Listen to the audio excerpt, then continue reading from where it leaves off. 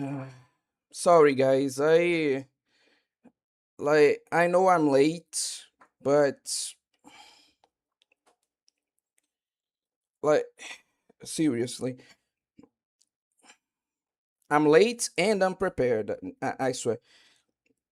Like, I still have so many things to set up, so many things to do. It's just been a kind of busy day, you know? But anyway, let's start. Fact: OA does not like lollies. False. He's just so strong. Every woman is like, what am I, a Baki character? What the heck? Anyways, WSP Senpai. I don't know what that is, but thanks for your contribution to the string armor. Hello Kodokunasu, welcome to the string, and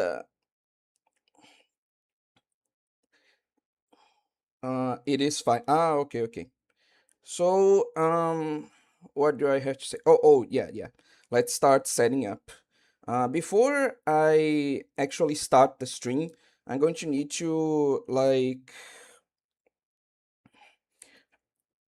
yeah, I'm going to need to do something. So if you excuse me, I'm not going to stop talking. I'm just going to take a bit to actually play the game.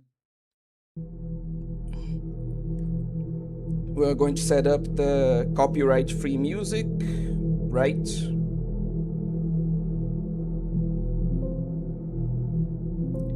Are you hearing that okay?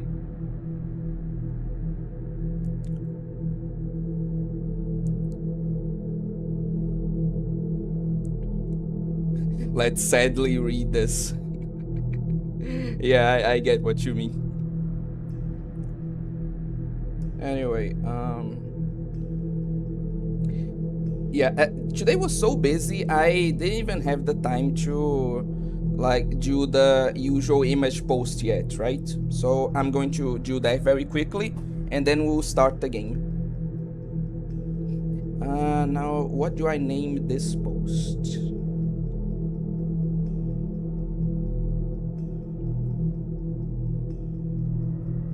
Okay, that's a good one.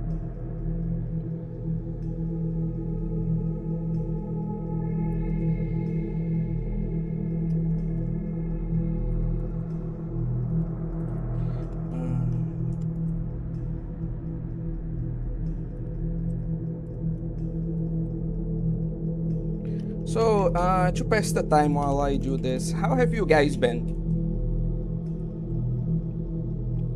Like, have things been going okay on your end? Have you done anything fun? Did you go through any troubles that you might want to share here? Like, that you're comfortable sharing? I just want to hear more about what's going on, what's been going on with you guys while I prepare this.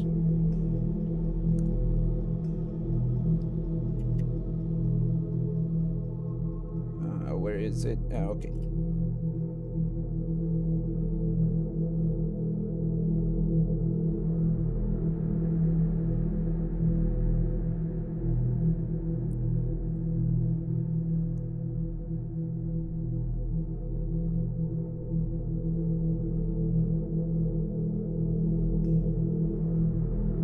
Yeah, I think this should be good enough. Okay.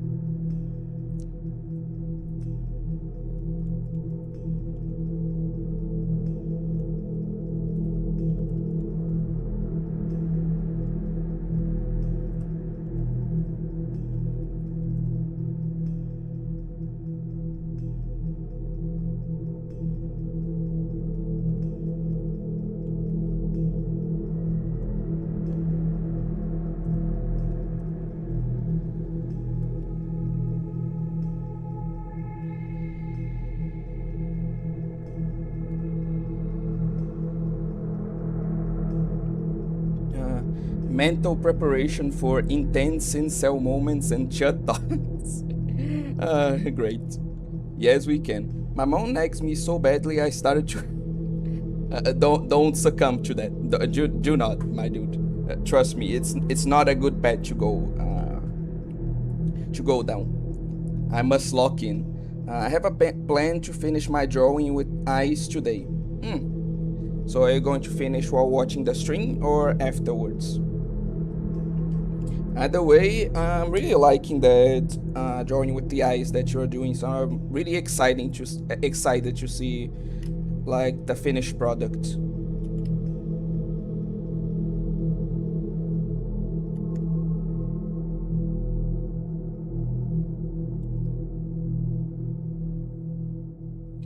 Let me just see this. Uh, okay. Oh, I need to finish my AP essay and write my next chapter. So it seems like you're really good at slash really like writing like Arma. Is that oh hello, welcome to the stream Genérico Jerônimo. I just need to finish something here and then we'll like start with the stream proper. So it's just something I noticed, and if true, it's just a very cool, you know. Like it's a great hobby to have, I think.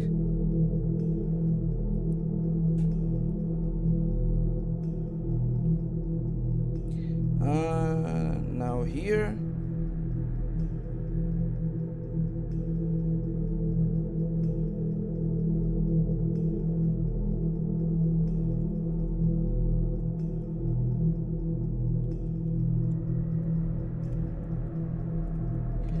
Okay.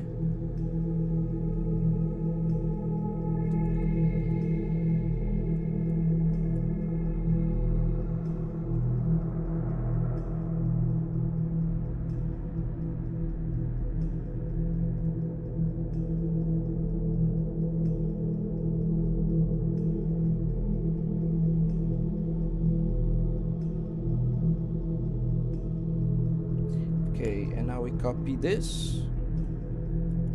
And yeah, we should be done.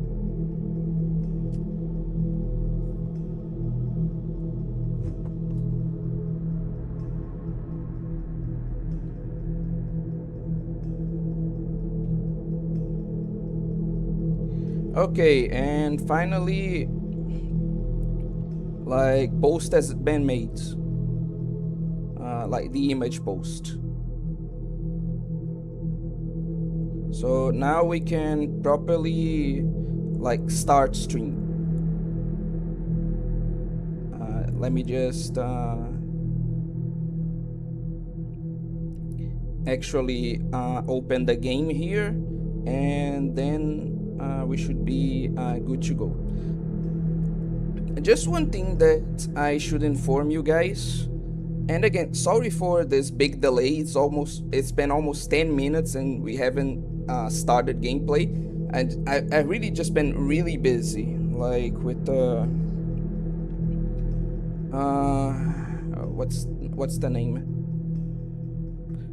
Just doing stuff today, you know. So I had to set up a lot of things like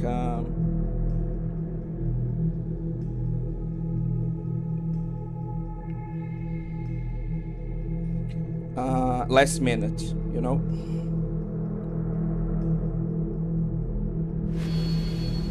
But yeah, we should be okay. Just a sec. Delete that. And now we should be good to go. Yeah. Before we start,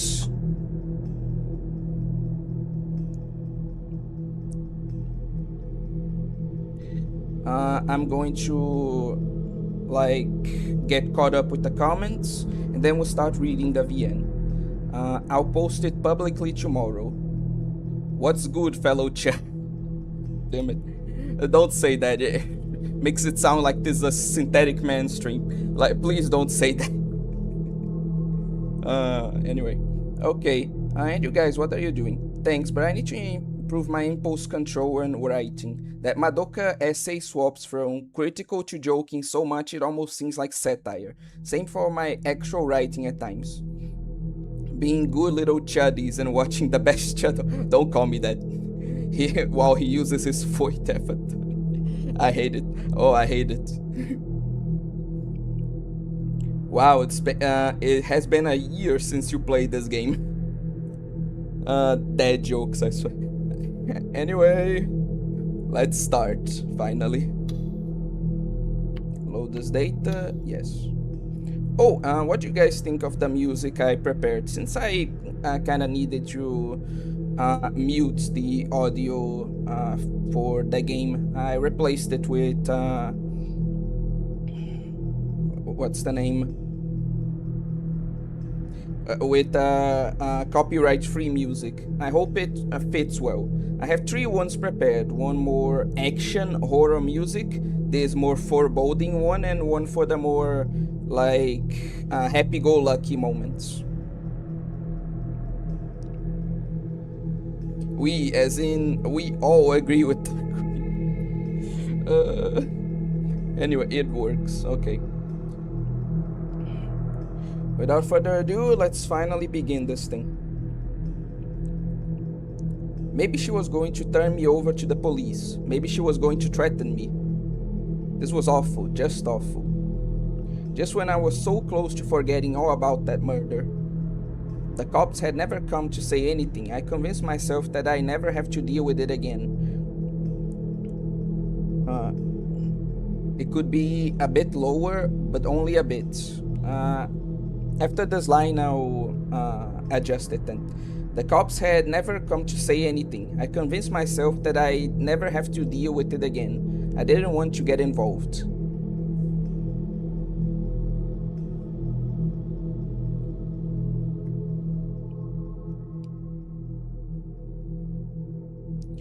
Tell me if this sounds better.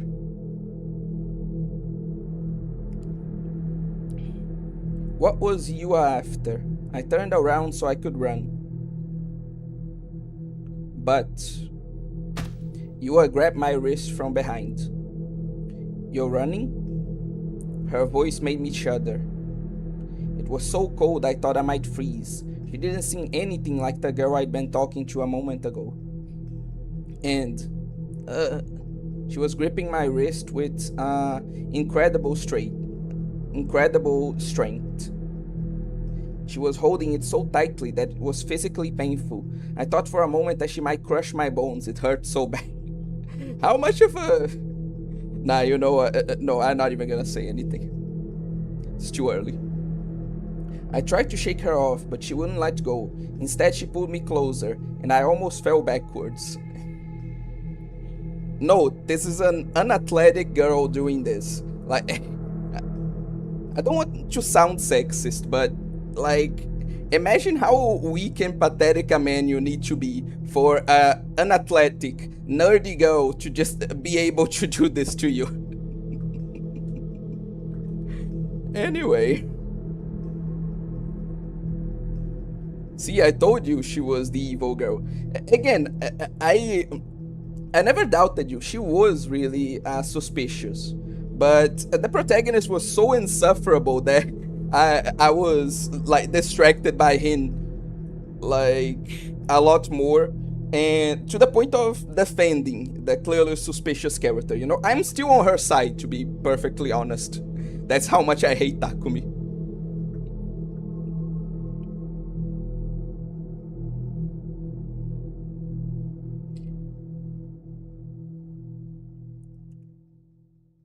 You're running?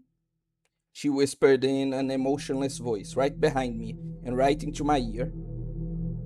I shivered and slowly turned around. The color in her eyes was insane. I won't let you get away, you know. I apologize for tricking you, but you weren't honest with me either. You were hiding something too, weren't you? Hiding something? There was only one thing I could think of. Somehow, for some reason, she knew that I'd witnessed the crucified corpse and the killer. That's why she approached me. She really was a clever one. Everything she had ever said to me was a lie.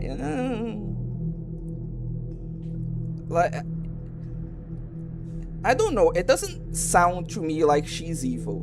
Like, given how much of a bitch this protagonist is, it's completely possible that she just approached him like with a reason, and he's saying, "Oh, she had a reason to do these things, therefore they're all lies." Like, I, I'm I'm really not sold on this whole "oh, she's evil" thing. She really doesn't. At least to me, none of what she is doing right now really appears evil. You know. But anyway, maybe my hatred for Takumi is clouding my judgment. That she gotten curious about me when she saw me for the first time. She did. That's literally just true. That she liked Bloodtune. That she wanted to go buy the Seda post-awakening version figure on the day it came out with me.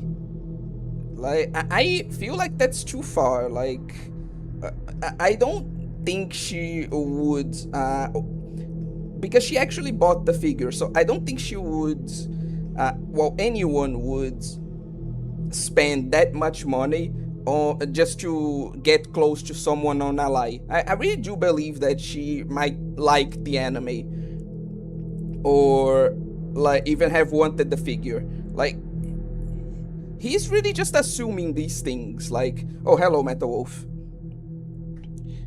Again, just because she had a reason to talk to him, she had a reason to approach him, it really doesn't mean that everything is a lie. The protagonist, as always, is just freaking out over nothing. But anyway, you get my point by now. When she smiled at something I'd said, when she said she wanted to get to know me better, that's literally all. Whatever, you get my point. When she said she was worried that I didn't come to school, when she said I'd impress her by coming to school. I can't do this anymore, dude. Like, how do you know these are all like, this is all assumptions? Just, you have zero reason to believe any of this, zero evidence. It was all lies. I clenched my fists in rage and anger. Damn it, damn it, damn it. Why was I ever willing to believe her? I wanted to spend more time learning about you, but now that you found me out, there's no sense in keeping up the facade. Like, look at this. She literally wanted to spend more time, like, doing all those things. Like, she uses the word facade, but if she wanted to go through that, like, little song and dance a bit more, then at some level, like, she must have actually meant the things that she said. So to just,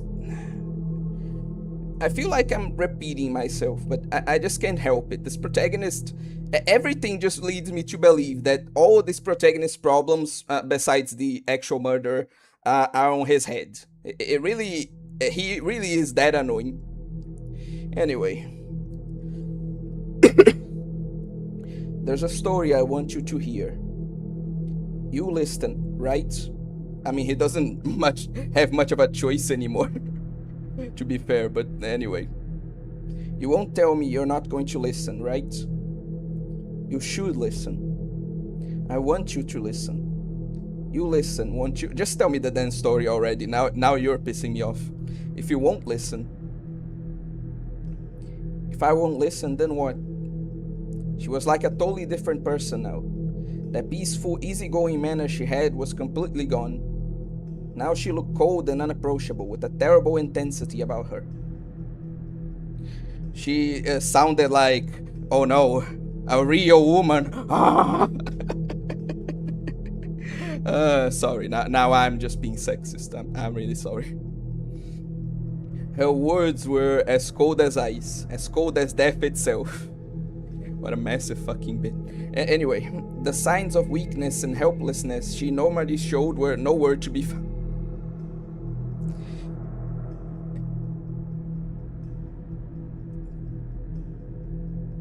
Yes, because a girl being more shy and more cutesy means she's weak and helpless. Just fuck off, protagonist. Just fuck the hell off, I swear.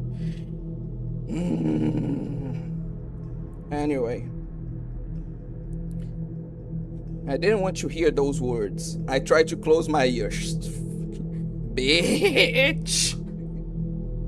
But I couldn't. She still had my wrist in her grasp. Just listen to what she had to say. She literally just use like 5 minutes of your time and listen to what she had to say. You have nothing to lose here. Why are you being like this? She wasn't gripping it as tightly as before, but she still wouldn't let go. I couldn't move my hands. With her free hand, she reached into her bag and took out something metallic and showed it to me. Yeah, I think it was Generico Geronimo that said that she had found, I think, this cross that he had thrown away, right, in his room, and that's what she reacted to. So yeah, confirmed right now. I gasped in shock. My heart felt like it was about to leap out of my chest.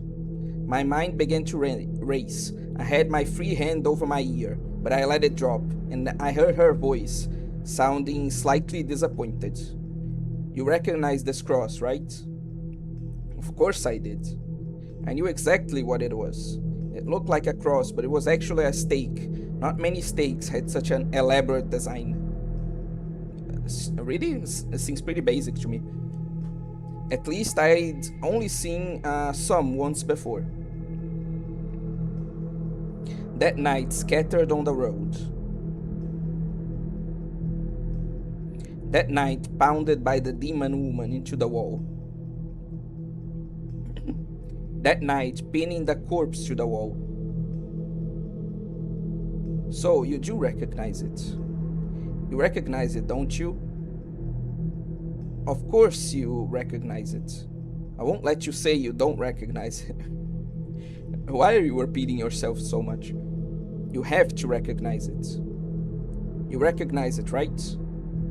You recognize it, right? Oh, okay, she's just being more accusatory because she wants to, like, take the truth out of him. I shook my head desperately. An awful sweat was forming on my brow. All I could do was try to wipe it off as I shook my head no. You know, this whole situation could have been avoided if you just like, oh yeah, I look, fair. I saw this, okay? I experienced like a murder and like I found this at the scene of the crime. That's all you have to say. You're just causing more problems to yourself. Why are you doing this? Why are you making things difficult? Like a best case scenario, she is just a person that for whatever reason wants to know more about the case, and like she's going to let you go. Worst case scenario, she's associated with the killer and want to confirm like that you are a witness so that she can murder you. But on either case, like, you have no reason to lie, because even in the worst case scenario, if you are difficult, she's just going to kill you, like, anyway. Like, if you admit to the truth, you might have a chance to like convince her to let you go by saying, oh no, I won't tell anyone. Like, you're just making your situation worse. Just whatever. This was in your room. In your room. Under the bed. On the floor. Lying there. You dropped it there, didn't you? Or did you throw it away? Either way, it was there. Lying there. When did she search my room? The day we first met. She didn't search it. It was literally... I'm so done. When I hurt my leg and she walked me home, she was staring with shining eyes and a cute face at the... When she was staring with shining eyes and a cute face at the Seiya figure. This steak isn't made in Japan. It's extremely rare. Really? It really doesn't look that special to me. But anyway. And it's just like the steaks used in the third New Gen killing. It's the same. It's the same, right? I'm sure it's the same. It's the exact same. same as the stakes that nailed the body to the wall. The same. I was sure of it. This girl thought I was behind the New Gen killings. She thought I was the murderer. Much more reason for you to admit to the truth. Like, do you know how suspicious you sound right now if that's what she's assuming? Why? Oh. Was she trying to be some kind of detective? You were Kusunoki, teen detective? Not even half an hour into the string, I'm already losing it. You know what I thought? Die, bitch. I meant it too. They weren't just empty words, I mean it. This stuff might have worked in an anime or a video game.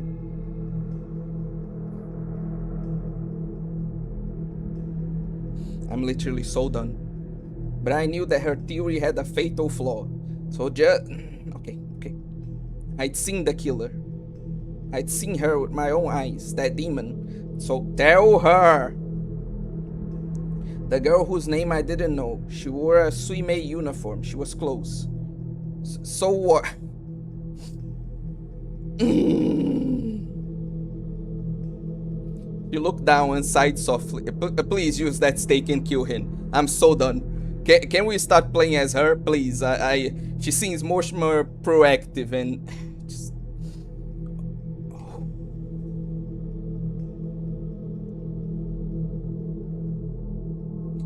She looked down and sighed softly. Her grip relaxed, and at last I was freed. Nothing more and nothing less. I just wanted to see if you knew or not. I wasn't actually planning to ask you yet, anyway. What did she mean by yet? She meant exactly what she meant, you stupid idiot. Let me ask you one more thing. Can you see the future? What? What is it? Is it tab? Is it enter? No, it ain't. It's... Okay, perfect. Seeing the future. The ability to see the future before it happens. This is distinct from the ability to predict the future, where one lays out what they think will happen based off of the information they have at hand. There's no scientific proof that it's possible to see the future. Different people manifest this ability in different ways. Some see the future in the form of flashbacks, others in prophetic dreams, psychics, fortune tellers, and ancient prophets are all said to possess this ability. Many con artists, however, claim to have it for the purposes of fraud. Okay, so that's what she's talking about. You know, you can also get it if you're a stand user. Anyway, my jaw dropped. See the future? What the hell was she talking about? Did that have to do with the murder? I stood there confused, and Yua reached into her bag and pulled out several full-color printouts. If you can't see the future, then I don't know how to explain you having these images. The Guro photos that Shogun sent me, why did Yua have them? That is a pretty good question, actually. These are... Why did you have a recreation of the third New Gen killing? And these were from the day before the murder, too. They were in your computer's cache. Oh, again, how did you get that? No, I got those photos from some guy named Shogun that I never met before that day and didn't make them. They should still be in my download history. I know, I could show that to you. Yes, finally, yes, do that. Wait, where did she get these? Oh, how did she know they were still in my computer's cache? Now, this is a good question. Now the protagonist is starting to ask some actually good questions. Okay, finally. When she came to my room, she wasn't there long enough to search my computer. Wait, are you Shogun? Was she trying to set me up? Was Yua behind this whole thing? Was she one of the New Gen killers trying to use me as a scapegoat to distract the police from the truth? Well then, you know what, for once, that is actually plausible. Yes, okay, finally, now I'm on your side, protagonist. Okay, let's see what this goes. Please don't hurt me. We were this close. This close. This wasn't fair. Why me? Because I'm a creepy loser? Because I don't have any friends? We were this close. How can you fumble it so hard? We were this close. Yua just shook her head silently. I found these pictures on the PC in room 37 at Cafe. Oh, that's more reasonable actually. I want to search your computer too, but I didn't have time. The room next to room 37, the one I always used at Cafe. She really did think she was some kind of detective. Why do you have to be like this? Like, clearly, like, you had a good theory going, but it's clearly not true. She's clearly just trying to find out more. Why aren't you being helpful? Why can't you just stop being a bitch for a second and help? I swear. She looked just the slightest bit sorry that she stared at me. For just a single second, she looked like the old Yua. She kept that expression on her face as she rustled to her bag again. This time she took out a sheet with printed text on it and offered it to me. I had an awful premonition. The logic part of my mind told me I shouldn't look. But I had to. If I didn't find some way to resist, they'd pin it on me. That is everything you are. Everything I was? Did she steal all my private information? Was she a hacker? My heart pounded as I looked at the printouts, but instead of my private information, it was just a chat log. Oh, it was a log of Nightheart and Shogun.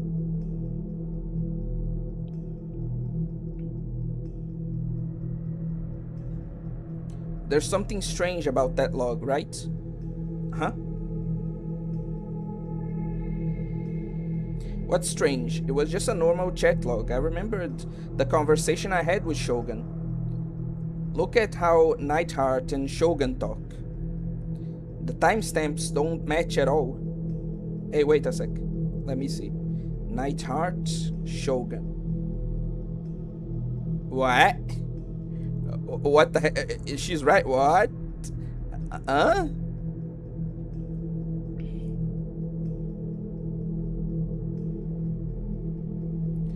Okay, what's the difference? Okay, it seems to be a difference of 16 hours. So, actually, no, this is completely possible. Like, maybe he's just in a different time zone. Since they're communicating through the internet, it wouldn't be, like, so strange. Like, this could easily be explained by a difference in time zones, you know? It isn't that far-fetched. No, wait a second. No, I'm fucking retarded. What the fuck am I talking about? No, it can't. No, this dude is in the future. What the fuck was I? Huh? How did I? Sorry. Just I had a Biden moment right there. Huh? Huh? What's this? What's going on? The one labeled Nightheart, there is you. You're talking on September 28th around 3 a.m. And the next day you went to Ed Cafe.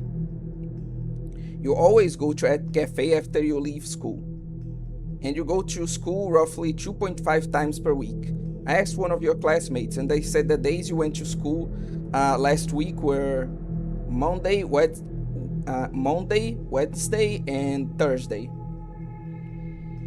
The Monday of last week was September 29th, the same day Shogun was in the chat.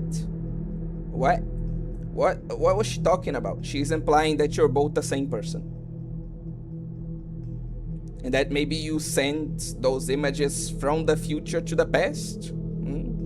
I looked at the chat log for the PC in room 37 too.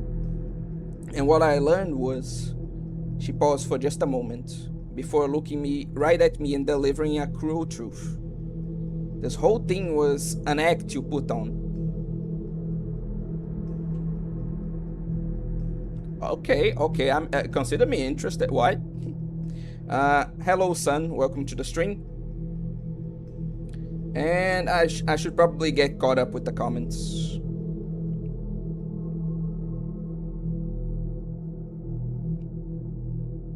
10 little chuddies jumping on the bed. One fell off and bumped his head.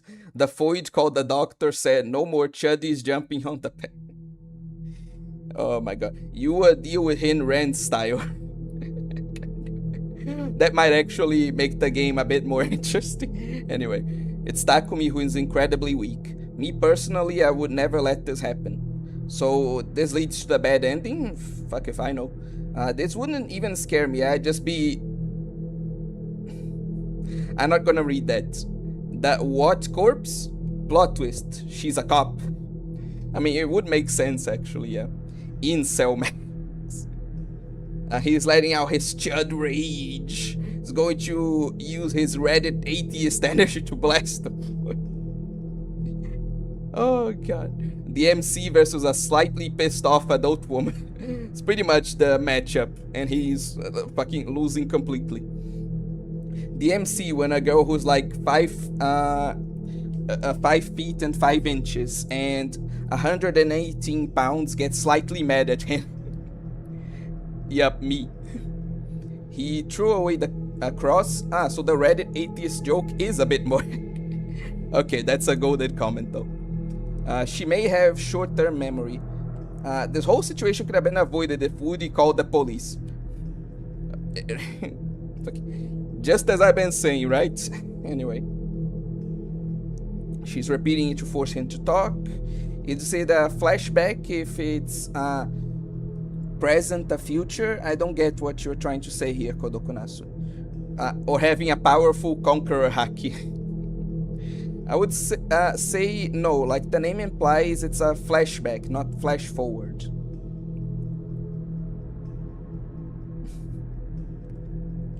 Okay, so you're responding to Kodokunasu and saying that, and yeah, I agree. Heh. Probably reacting to my Biden moment joke. But yeah, now I'm caught up, let's continue. Don't look at me. Shoguness. Don't look at me. You.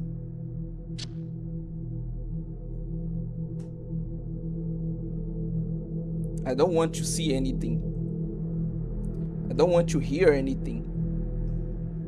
Time isn't constant. And how much denial do you need to be? Like, if that happened to me, well, for one, I would like be way more helpful. I'll try to cooperate way more with this girl. And two, I just be more interested in what she has to say. Like, what do you mean we're the same person? Like, how can this be possible? Like, I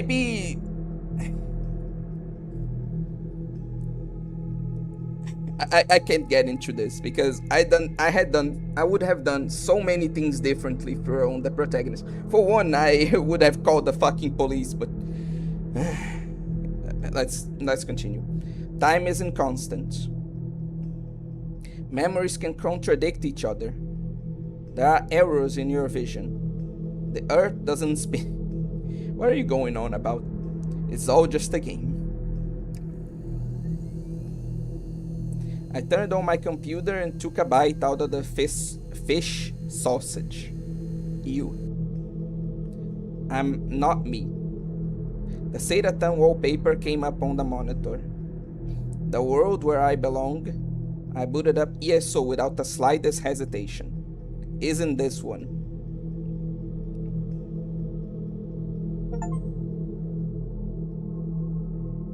Wait, so what? Did he just get that whole revelation and then, like, what? He just ran away to play games on his computer? Did this actually fucking... I'm losing it. It's not even an hour into the stream, I'm already losing it with this guy. Beep beep, anybody going on the field trip, get on. Takumi Nishijo lay on the tatami mat, a colored pencil in his hand. This time it was yellow. Just a few minutes ago it had been red. He was happily scribbling with his pencil across the whole of his open sketchbook. Takumi liked to draw. Even during class, he was always scribbling something in the corner of his notebook. The TV was turned on, showing the morning news. For a fourth grader like him, though, the news was boring. He didn't look at it at all. Beep beep, you can't bring more than 300 yen for snacks. He was drawing a yellow bus and pretending he was the bus driver. Okay, the bus is full, so off we go. Whoosh. He envisioned the scene in his head as he put it onto the page. It wasn't uncommon for him to get too excited and let his pencil go off the sketchbook and onto the tatami mat. I mean, that is bad, yeah, but like he for once in like this entire game, he just sounds like a normal kid, you know. Finally. Whenever that happened, his little sister Nanami would yell, "Hey, don't mess up the mat." She was a little brat, and he didn't care. He kept drawing anyway. No. Why'd I have hope? He was always like, no, calm down. There's normal kid stuff. Like, everyone has done this. It's normal. Like, it's only later that he became that. Like, this is still reasonable. Continue. When it came to draw the passengers of the bus, he suddenly stopped.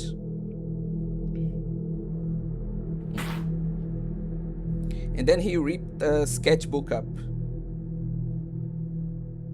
Yesterday, the day before he was supposed to go on the class's fall field trip, he suddenly been told by his parents that he couldn't go. He'd been looking forward to it a long time. He'd been excited the whole day. So when his parents told him, he refused to accept it. He cried and said he was going no matter what, but it didn't matter. No matter what he said, his parents wouldn't listen. "We're saying this for your sake. It's impossible for you." That's all they would say. So he hid under his covers and got mad. So mad he thought he might tear his blanket apart. He hated his parents from the bottom of his heart.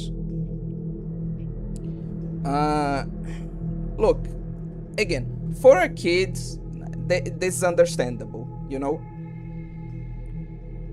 Like when we go to 17-year-old Takumi and he is doing like arguably even more pathetic stuff, like that's when I draw the line. But 10-year-old Takumi doing this is, well, it's a 10-year-old. Like, come on.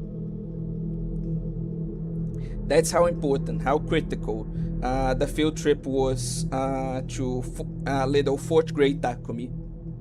Everybody else got to go and he didn't. From his perspective, it was totally unfair. In his mind, there were two worlds: a lonely world where he was the only resident, and a fun world where everyone else got to be.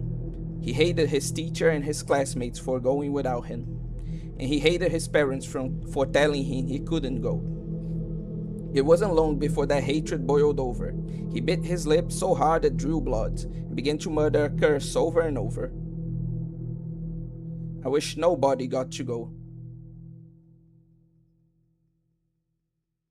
The next morning, the phone started ringing really early. His mom would pick it up and answer it, seemingly shaken by something. She'd set it down, and a little later it would ring again. Takumi couldn't sleep at all. It was past 9 a.m.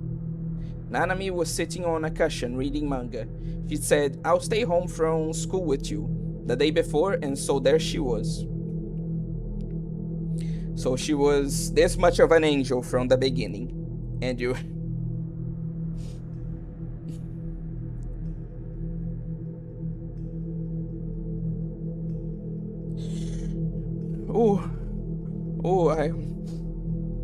I'm losing it. I'm really losing it. His dad had gone into work and was nowhere to be seen. His mom was so busy answering the phone that she hadn't made breakfast. Today he didn't need to go to school. Glumly, he began to draw in his sketchbook. But it did nothing to help assuage his anger. And just when he'd ripped it up in frustration... Huh? That bus? There was a note of worry in Nanami's voice. He thought she was talking about his picture, but her eyes were glued to the TV set. Oh my god, there was an accident with the bus, wasn't there? Mom! Suddenly she called out for their mom, who was still talking on the phone. Takumi looked disinterestedly over at the TV. It was showing a collapsed bridge on the highway. Only a small 50-meter section of the bridge had collapsed. A bus had been traveling right over the bridge at the time and had fallen through the hole. It was the bus Takumi was supposed to have been on, was the one his classmates were all on. There's a saying in my country. It's something like tem males que vêm pro bem. There are evils that happen for a good reason. Or, like, there are bad things that happen for your sake, for your own good. Bad thing, yeah, that's the better translation. There are bad things that happen for your own good. And then, if this isn't one of them.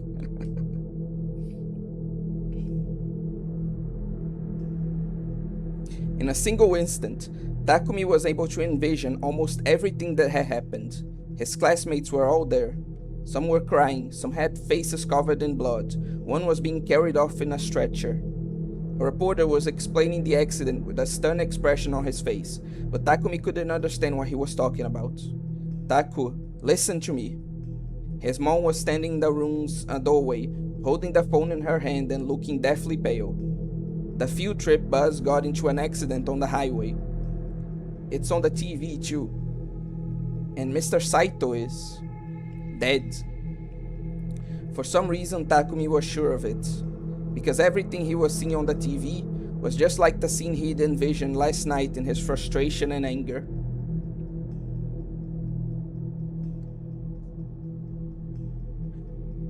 Honestly, this doesn't look to me like he can predict the future. Given that this happened right after he got angry and corresponded exactly with the image he had in his head in his anger, it's possible that Takumi might have some kind of reality altering ability. That's what this scene is telling to me. This is what makes sense to me right now. That's my theory going forward. In his mind, there was only a single thought, a strange certainty that he had the ability to see the future. He remembered a TV program he'd seen years ago about whether psychic powers were real or not. So this explains that question that she had. Interesting. Also explains why. No, that's still a bit up in the air. Let's see how this goes. There was a psychic on the show who could see the future and put their powers to incredible use during the test the show had given. At the time, it was a huge deal. In the test, 12 items were put into 12 boxes numbered 1 to 12, and they had to guess which one would be put into which. The psychic would be in another room before anything happened and make their guess there. Afterward, the show staff would put the items into the boxes and the results would be checked. Astonishingly, the psychic was 90% accurate, amazing the rest of the cast. Takumi had been watching the show and he'd made his own predictions as well. Every single one was right, of course. He never told anybody this. That's why now he thought that he'd foretold the crash unfolding on the screen. They said over half the class was injured. How awful. His mother tried to reach down and pick him up, but he slid past her and crawled to the corner of the room. I'm so glad though. Nah, there was the whole outburst before was okay, but this went too far. Clearly there was something wrong with him from the beginning. This is not okay.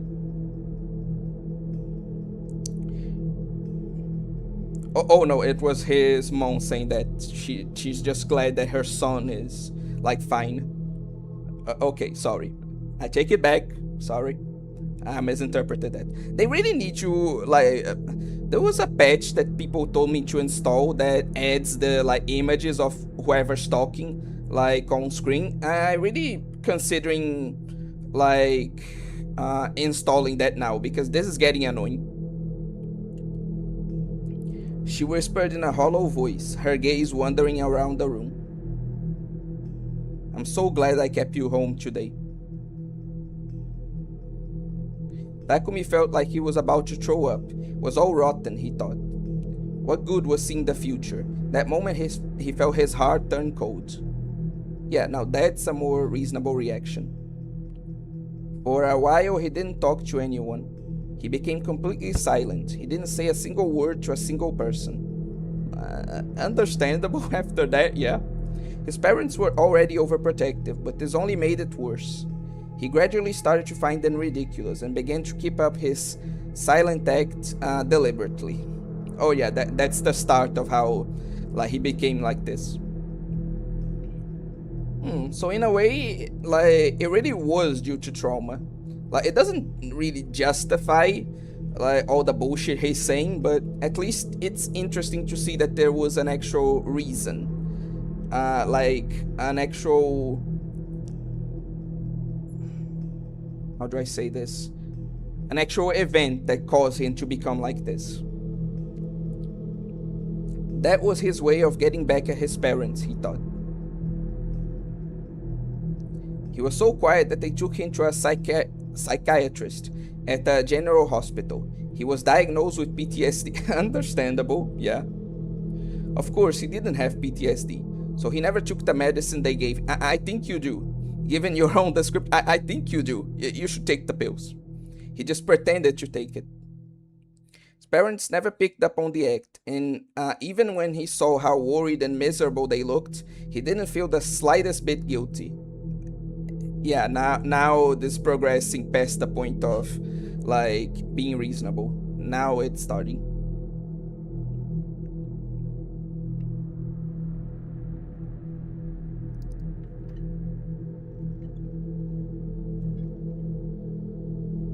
It all felt like a lie. The whole world was filled with fiction. It was filled with evil, evil that was out to get me. Log into the chat room you always use and see for yourself. You'll see that I'm telling the truth. And everything I said, I meant. If nothing else, I want you to believe that. So Takumi really did freak out over nothing. Like she was never really lying to him. It's just that again, just like I said, she came to talk to him for a reason. And of course, he just had to react like a bitch about it. Just you get my point by now. I'm just repeating myself.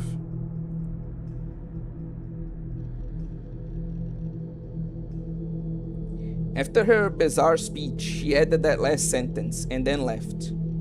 Of course, I couldn't believe her. How could I believe her when she lied to me? She didn't. She literally.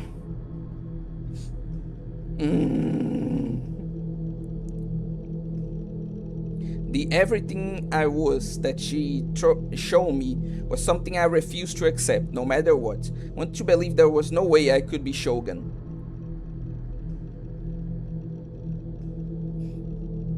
But from the timestamps on the chat log, it was clear that the conversation didn't make sense.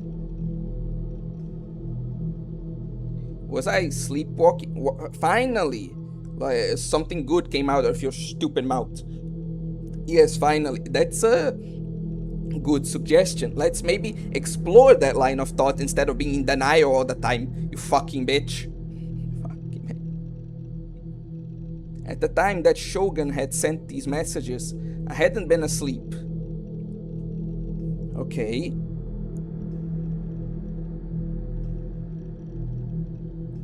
So how can we explain this actually? Honestly, it could be a case of like an altered perception because this guy already has like in lore like actual delusions, right? So the whole incident could have like taken place in his head. Like maybe he typed those messages on one day and then typed the messages on the other to kind of correspond, and like maybe he imagined the whole like conversation with Shogun. Maybe he was actually both people. Like maybe his mind is breaking down, and that was again another delusion, another like mistaken way to interpret his memories or to see reality. Like what everything we've been shown about Takumi, like that explanation actually seems very reasonable, at least to me.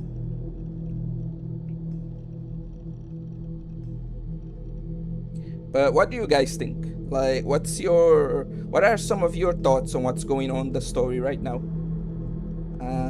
As soon as there are enough comments, I'm going to stop again to read them. I've been at cafe, sure, but I hadn't been asleep. I couldn't have been sleepwalking. Then why didn't I have any memories at all of writing these comments as Shogun? Was my body under someone else's control? The very idea was ridiculous. I decided what I needed to escape from on all the lies was some good old ESO, my other fictional world.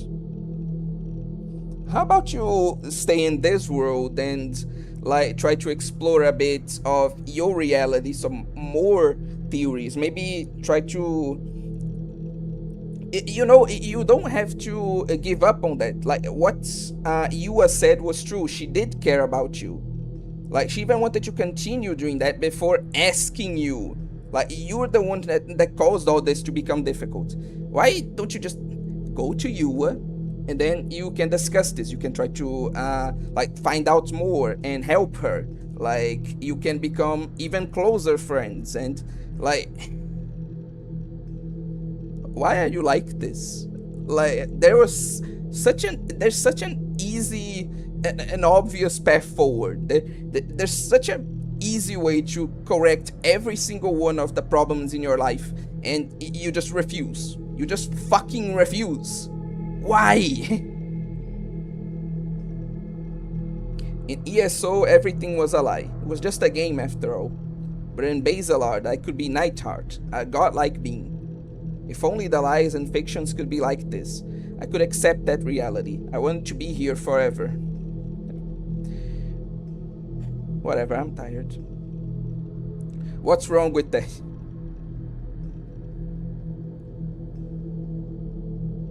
Calm down. Calm down. Don't lose it yet. Not yet. Or maybe ESO's world was the real world and this one was the fake. This one was the...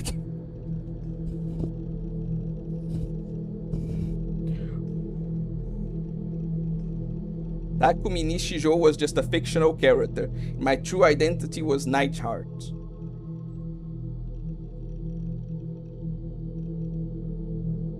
Hey, Nightheart. I called out to the paladin on the screen. Am I controlling you or are you controlling me?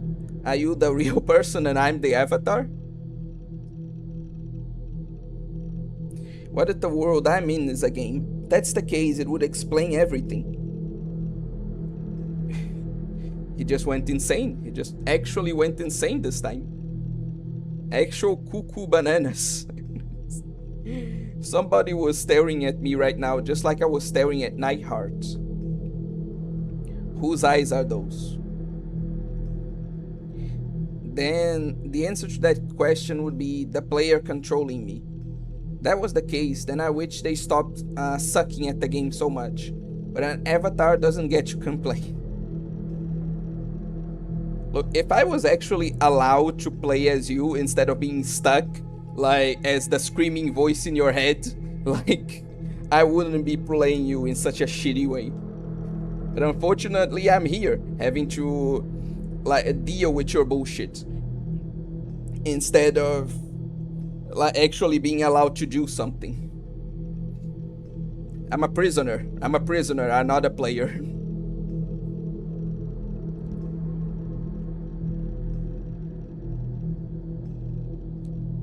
Anyway, no, I'm going to. Oh, Evil Bookman, welcome to the stream. It was like with Lizelot. Lizelot and Nightheart couldn't exist in Bazelard at the same time. They both had the same player, me. Maybe in the same day, Takumi Nishijo and Shogun couldn't exist in this world at the same time. Maybe it was like a bug. Speaking of bugs, maybe the strange woman appearing and the murder cases were all bugs too.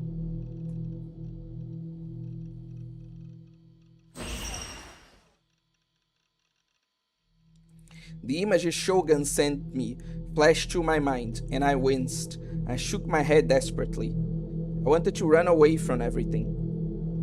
If there is a player controlling me, then please reset the game. Just start over from character creation. Oh god, I so wish I could. Takumi, words cannot describe how much I want to do that.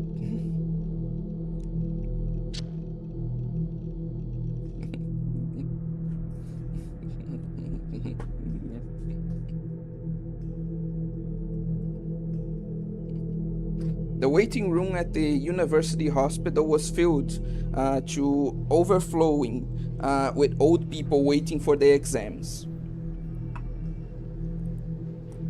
Like, nothing had changed since I first came here. I'd first come here several years ago. It was as if time itself had stopped.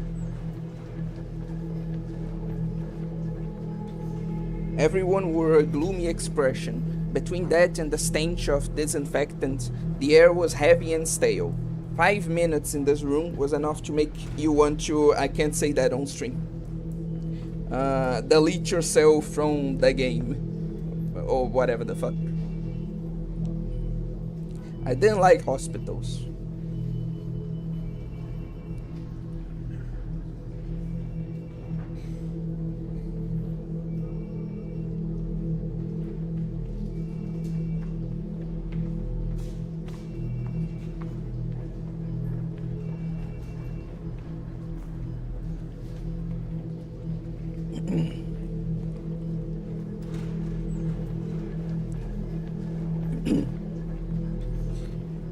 The lobbies were filled with people, but once you went down the hallway, it felt like you were completely alone. They'd always really scared me.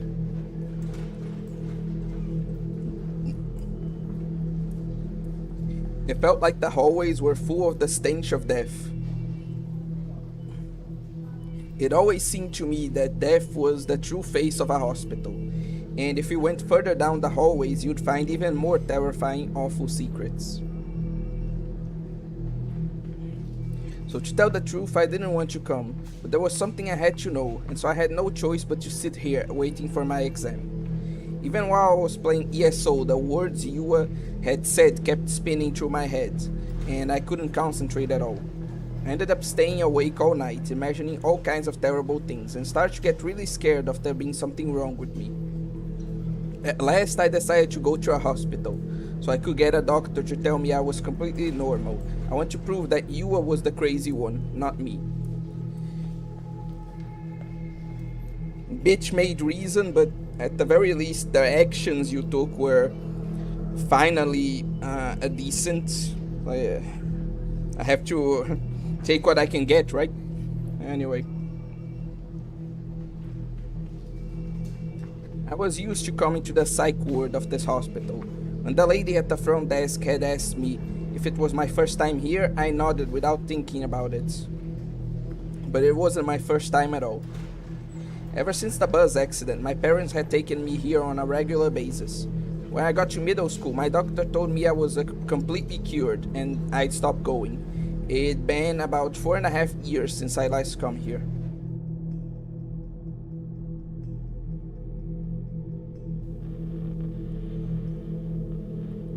You know what? I'm just going to let the scene play with no delusions. I'm neither interested in, like, whatever horny delusion Takumi has, nor do I want to see anything bad happen to these good people. So we're going to just go through the scene normally. The first doctor to look at me was an old man who was supposedly an authority in his field, but he'd only talked to me the first few times before handing me off to one of his students. Of course, his student wasn't that much younger either. If anything, he looked older than the first one. That doctor, Dr. Takashina, had said something to me that I remembered last night. This hospital doesn't treat just illnesses or injuries, it treats the heart. I didn't like the hospital, but he was really nice, and he seemed like a really good guy. Not that this had stopped me. I had kept up my act of deceiving the adults. It was Dr. Takashima who had seen through my deception, though, and had given me an official diagnosis of completely cured. There are so many good people around you, man. How did you turn out like this? I could get him to look at me. What would he say if he knew that I had grown up to be a creepy otaku? No, he probably didn't even remember me. Why are you so obsessed with being a creepy otaku? Like, why do you legitimately think that people care that much about this? Like, no one has... whatever.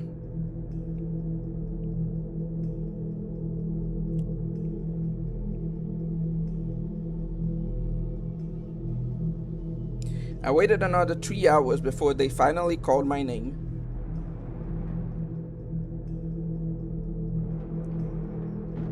It was a different exam room than the one I'd been seeing in 4 years ago. But I was welcomed by a face I recognized. He was the very image of a trustworthy older man. He looked older than he probably was, but he had a kind expression. That kindness came across in his mannerisms and way of talking. He hadn't changed at all in the 4 years since I'd last seen him. I wondered if he'd even aged at all, not that I was even sure how old he was. The desire to beg him for help grew stronger and stronger within me. He was somebody I could count on. He was somebody who would save me. I was so happy to see him again, till I heard the first thing he said. What brings you here today? His voice was soft and gentle, and put you at ease, but there wasn't the sense of friendliness I'd seen when I came before. How bitch-made must you be that if someone isn't like 100% friendly towards you, it just start thinking shit. Like, oh, why are you such a bitch? Why? How can anybody be this much of a bitch? It was like he was talking to me for the first time. He doesn't remember you. You came in here 4 years ago. I couldn't handle it, so I decided to remind him. I'm Nishijo. Oh, nice to meet you. My name is Takashina. Let's get started. He bowed to me. I couldn't say anything. Nice to meet you. That's what he had just said. He'd forgotten me. It made sense. It had been 4 years after all. Okay. But I thought that he of all people... Do you know how many patients he has to, like, talk to per day? How... do you think the world just revolves around you? Other people have lives.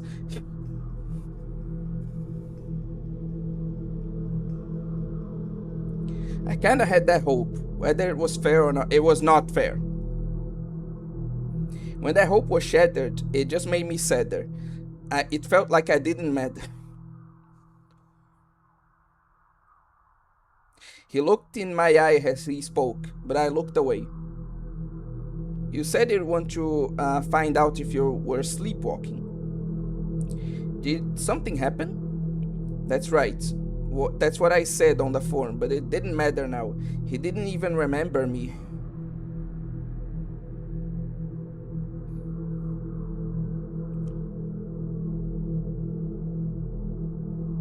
Who cares? Say that not now. Not now, please. He must face reality. Who cares if the doctor remembers you or not? Don't forget why you came here. Oh, right. Wait. No, actually, yeah, do listen to Seiratan this time. Yeah, I take it back. Yes, Seiratan is trying to help you. Do listen to her. All right, I hadn't come here to see Dr. Takashina. I come to prove that I was normal. Seeing him again was just a bonus. What did it matter if he forgot me? Thank you, finally. If Seiratan hadn't reminded me, I might have broken down right there. Phew. Well, at least your schizoid hallucinations, like, did something good for once. Is it possible that you could say, leave your house, go to a computer, type a message, and then not remember it at all? Oh. So somebody I know told me that I was doing that, and it really confused me. Do you think it's possible they were joking? Yua's eyes had been dead serious. She didn't look like she was teasing me or anything. Nothing else, she suddenly seemed to believe that what she was saying. I don't know. You were so sure in your... I see. Can you tell me more about your relationship with this person? A girlfriend, perhaps? Now you're just being a dick. Like, this is absolutely not important to the diagnosis, man. This is extremely unprofessional. I know you're just trying to be nice, but don't. No. Huh? What was this guy talking about? What did he have to do? What did that have to do with anything? That was probably not the right way to phrase it. Let me try again. Okay. Did this person actually see you up and walking while you weren't awake? Okay. That's more fair and reasonable. Before we continue, let me just see something. Weird, but whatever.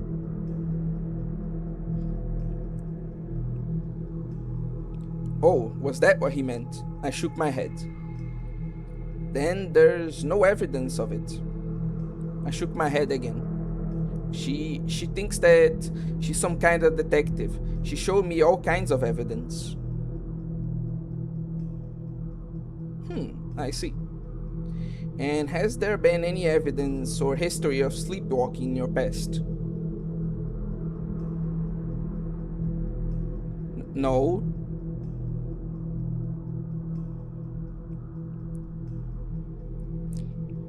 You never woken up to find yourself not in your bed, anything like that? No. Yeah, but even if it isn't like sleepwalking, like it could be something else. Like if he genuinely typed something on a computer and doesn't remember, again, even if it isn't sleepwalking necessarily, it could be something else. You know, should at least consider that, I think. Then you didn't notice anything until she told you. I nodded weakly before forcing myself to speak. I wasn't sleeping. Are you scared? You don't need to be so worried.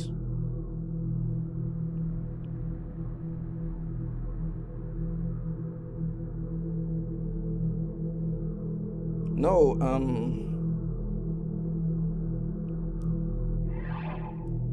sorry. That wasn't it. That wasn't what I wanted to say. But I wasn't sure how to explain it, and I couldn't get my thoughts together in my head. I lost my chance to speak. He scribbled something in his chart before spinning around to turn away from me, and then leaned forward toward the back of the exam room. Hazuki, come here. Yes, sir.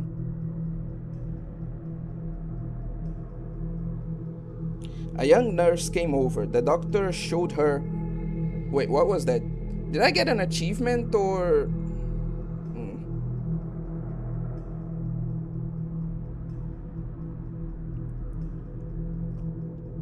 A young nurse came over. The doctor showed her my chart and said something softly to her. Then she quickly went back further into the room. What was that about? He turned to face me again, then in a gentle tone, he explained to me what sleepwalking was. When someone falls asleep, he said, first they enter REM sleep, and then uh, non-REM sleep. REM sleep was when the body was asleep, but the brain was close to fully awake. Non-REM sleep was a deeper sleep, when the brain also rested. Sleepwalking is said to occur mostly during non-REM sleep. The brain isn't as active as it normally is, so you can't really engage the person in conversation. But they're able to answer questions and even walk up and down stairs without missing a step. It happens often during periods of extreme psychological stress. Sleepwalking is most common in children, but happens to adults as well. You understand now, right? It's not something you need to be so worried about. I see. But I wasn't sleepwalking. I wasn't sleeping. I wasn't sleeping, and yet I was still doing things I didn't remember. The whole time I'd supposedly been typing into that chat was I'd been supposedly typing into that chat as Shogun in room 37. I thought I had been playing ESO.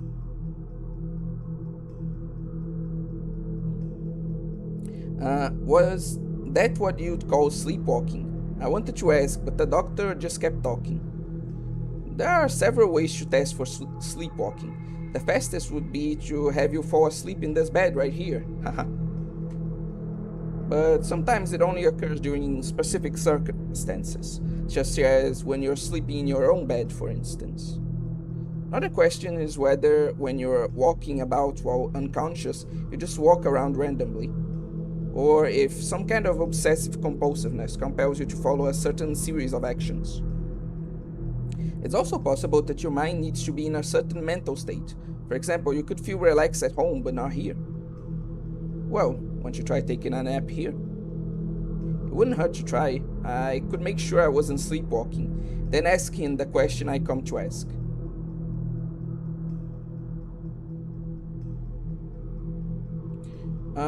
One sec. I think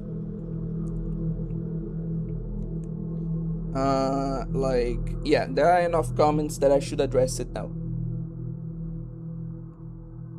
Obscure Lewis, wake up. God damn it. Did he just start schizo posting?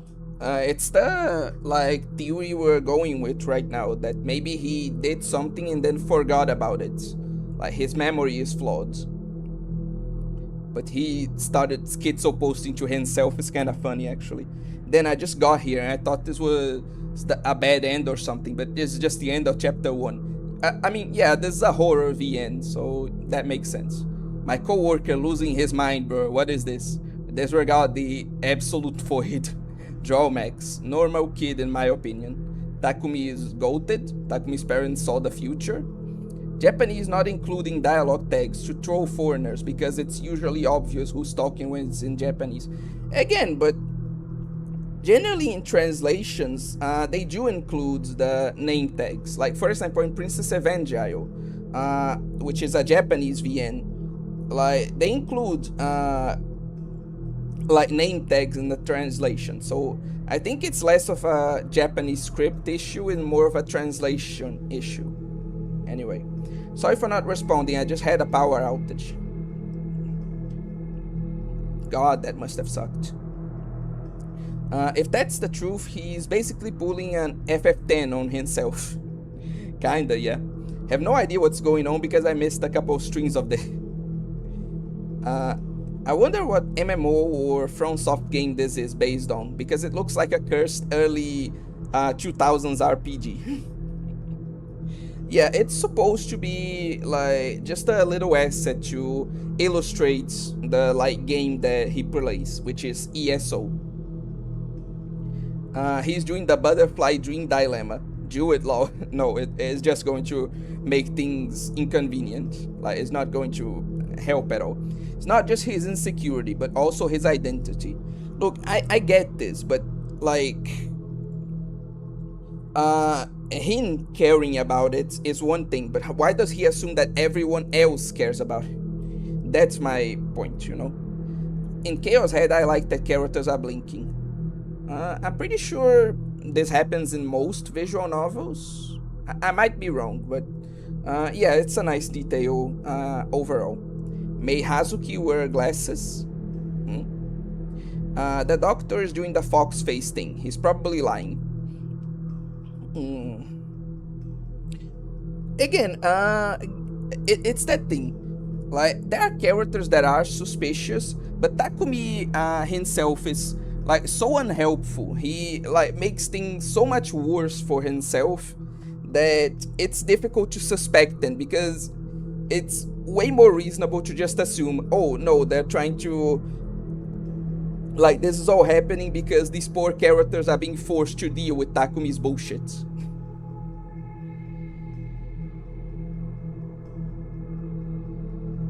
You know? But anyway,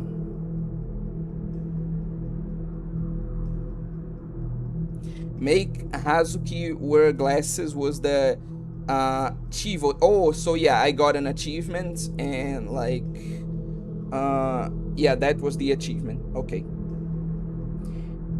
In my experience, most VNs, character sprites are static. Okay, okay. No, now that I think about it, you're right. So yeah, that is a pretty neat detail. Yeah, yeah. Okay, you're right. You're right. The nurse Hazuki led me to a bed in the back. It wasn't meant for sleeping, but it was hard and uncomfortable. Still, it was better than the sofa I was used to sleeping on. I'll be back to wake you up in 3 hours. This nurse was really cute. I lay on the bed glancing at her while trying to make sure our eyes didn't meet. She had a somewhat young, helpless looking face. Do you need to describe it like that? Like,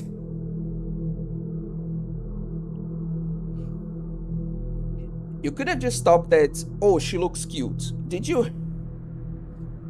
Anyway, in the air of someone whose life wasn't really working out the way they wanted it to.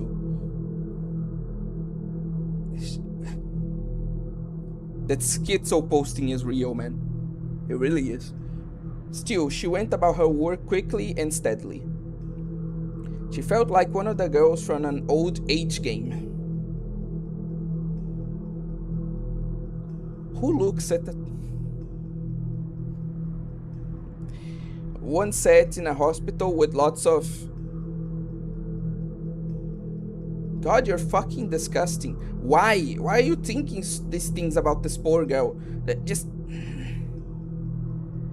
Jesus Christ, dude. Like... And I thought I was a... Jesus. That was fucking disgusting to read. Like, legitimately disgusting.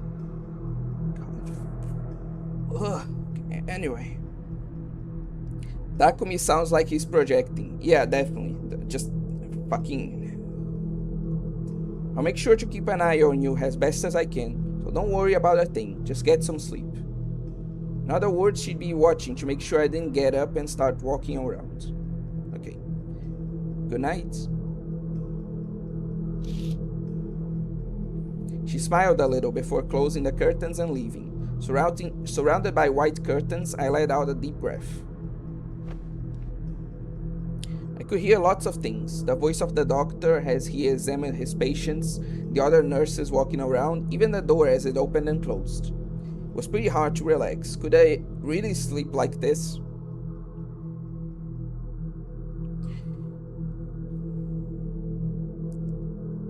There's one expression to perfectly describe this protagonist that's a bitch made.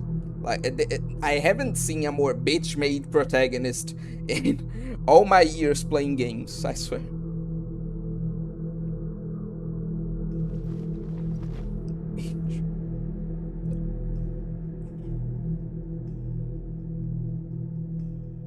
I tried to close my eyes just to see if it would work.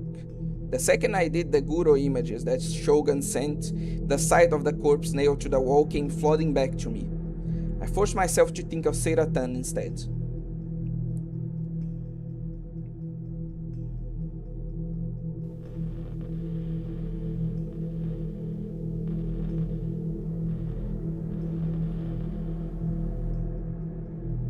is it bad that I want to see the Liu delusion? If anything, because this girl's nipples are way too hard. So I'm a bit scared, but if anything happens, I'll just do this. Okay?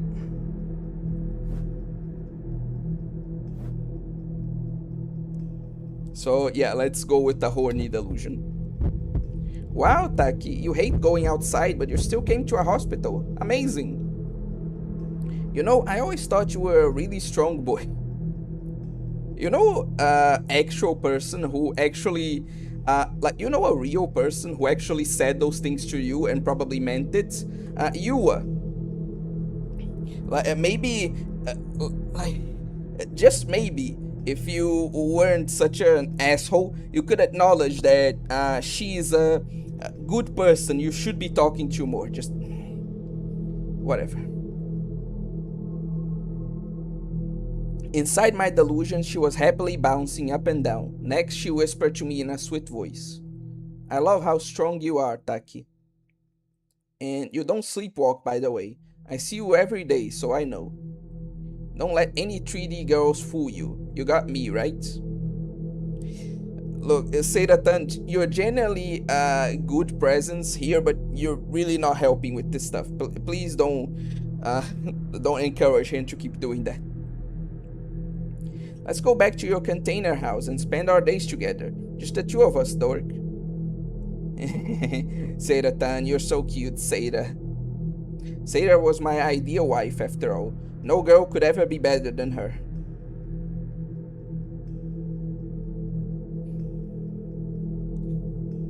Fair. Fair. Seira's a fictional character, so fair.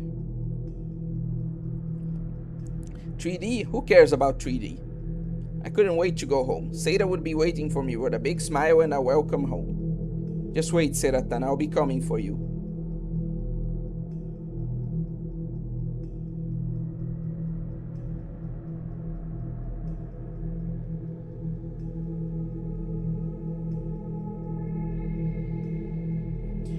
You don't need to go home. What do you mean? I came to see you. Her whispered voice sounded so real. I felt her poking my cheek. At least it felt kind of like that. Slowly opened my eyes. Good morning, dork. Huh? Who the fuck are you? Oh, no. It's probably like, because Seiratan is definitely a magical girl, right? So this is probably her like civilian form. So yeah, okay, that makes sense. Yeah. Next to my bed, I saw Seiratan, pre-transformation Seira Amanogawa version. Just the way he describes it. Why? She wasn't 1 to 8 scale. She was full size and she was moving smoothly and realistically. I gulped and sat up, poking the life-size Seiratan in the chest. Ah. Oh. They were soft. Imagine like the first thing you do when you see like the girl of your dreams is just essay her. Just this guy is actually the worst. Oh my god. It wasn't a figure. It was really her. Seiratan had come to the 3D world. You know what that means? That she is now one of the filthy 3D women you so hate. So, yeah. Like, this isn't a good thing. Well, it is to you, because you're going to completely disregard your own values, because you don't actually have any, you worthless piece of shit. No. This is 2D. Huh? It is, even though they're soft. They're soft in a 2D way. I hate this scene with every fiber of my being. I didn't know what that meant, but if they were soft, that was all that mattered. I hate you so much. I realized belatedly that I just touched her breasts, and suddenly got really embarrassed. The life-size Seira was really cute. I could just die of moe. She was so realistic too. That's why I suddenly felt guilty for touching her breasts and worried that she might hate me for it. She should. You fucking. I'm sorry, Seira-tan. The very least. Okay. It's okay if it's you, Taki. Really? Yeah, wouldn't want any other guy to do things like that to me. Especially Suzumu. That guy touched my breasts, I blast him to the moon with my club. Shh, be quiet, the nurse will hear you. Seira-tan seemed to be paying close attention to what was going on outside the curtain. She took off her shoes and quietly got up on the bed with me, being careful not to make a sound. She lifted herself onto my lap. Hey, I almost said something, but quickly put my hand over my mouth. Seira was sitting on my lap. Her panties were brushing up against my crotch. Oh no, my little man was about to lose control.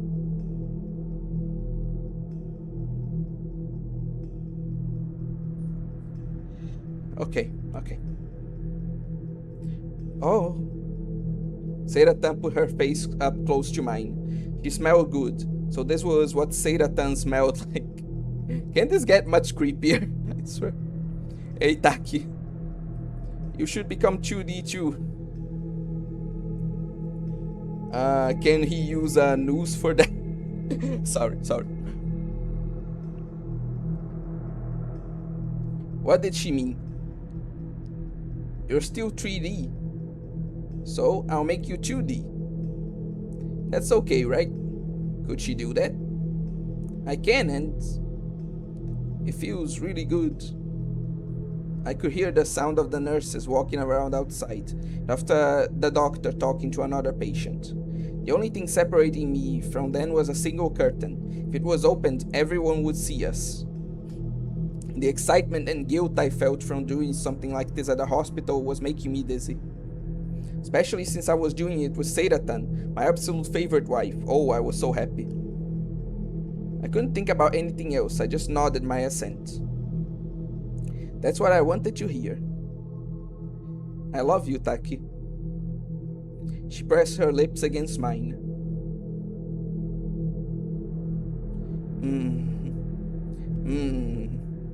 They were so soft. Was this 2D softness too? Maybe they were softer than real ones. My brain wasn't keep up with the sudden H-game developments. All I could do was sit there. As I sat in confusion, Seira-tan's tongue slipped between my lips. Felt so much pleasure, I thought I'd go crazy. Who knew a kiss could feel so good? I wanted her luscious tongue to keep having its way with my mouth forever. I wrapped my hands around her waist. But her body was flat because she was 2D. It was soft but flat. That must feel really weird, honestly. Anyway.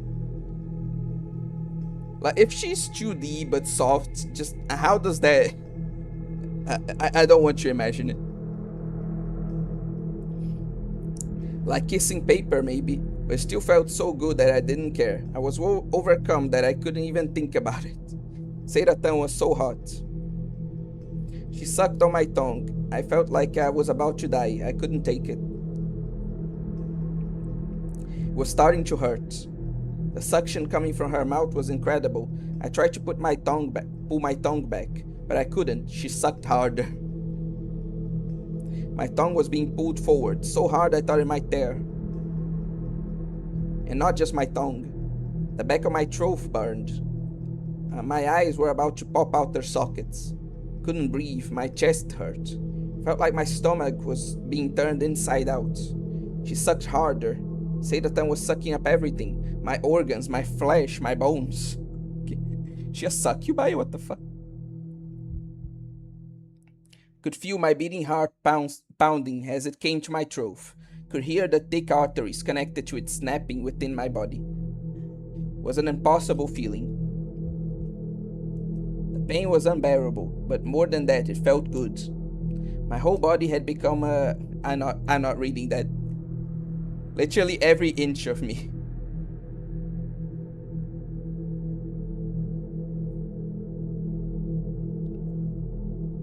I feel like I'd be less embarrassed actually reading like hentai to you guys. I if I picked up one of like Fan no Hitori's like doujins that I read and I just started like actually narrating it on string, I feel like that would be less embarrassing than what I'm experiencing right now. Not just my skin, but the inside of my throat, my heart, my blood vessels, my lungs, my intestines. Seiratan had her way with my body, sucked it up. Being eaten by her felt so good, made me so happy that I felt that I might pass out. I was going to die. I was going to die of pleasure.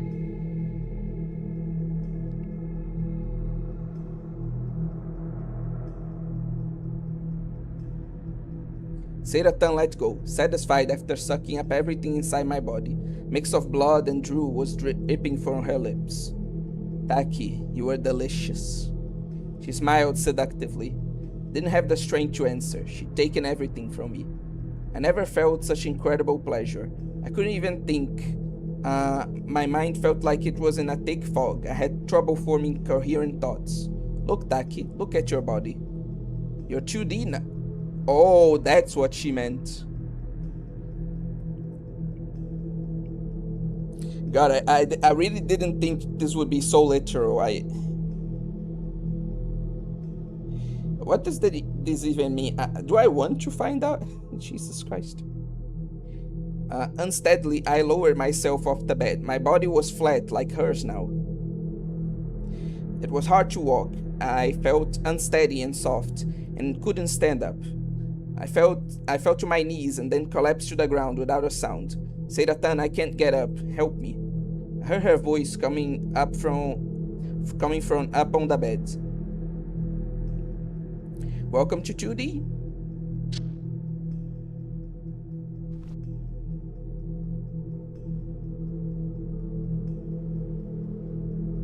I leapt up, only to find myself still on the bed. My heart was pounding so fast.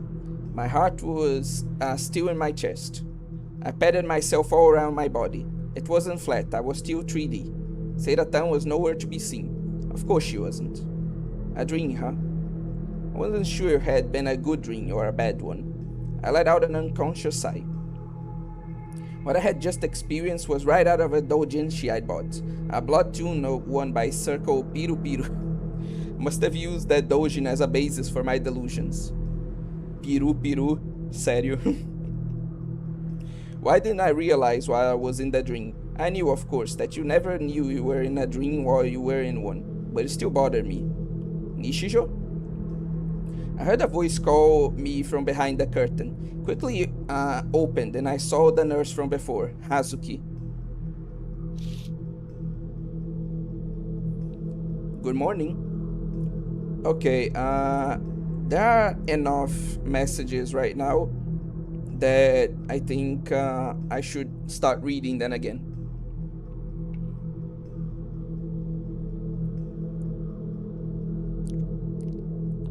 I'ma get deluded right now despite having missed half the strings.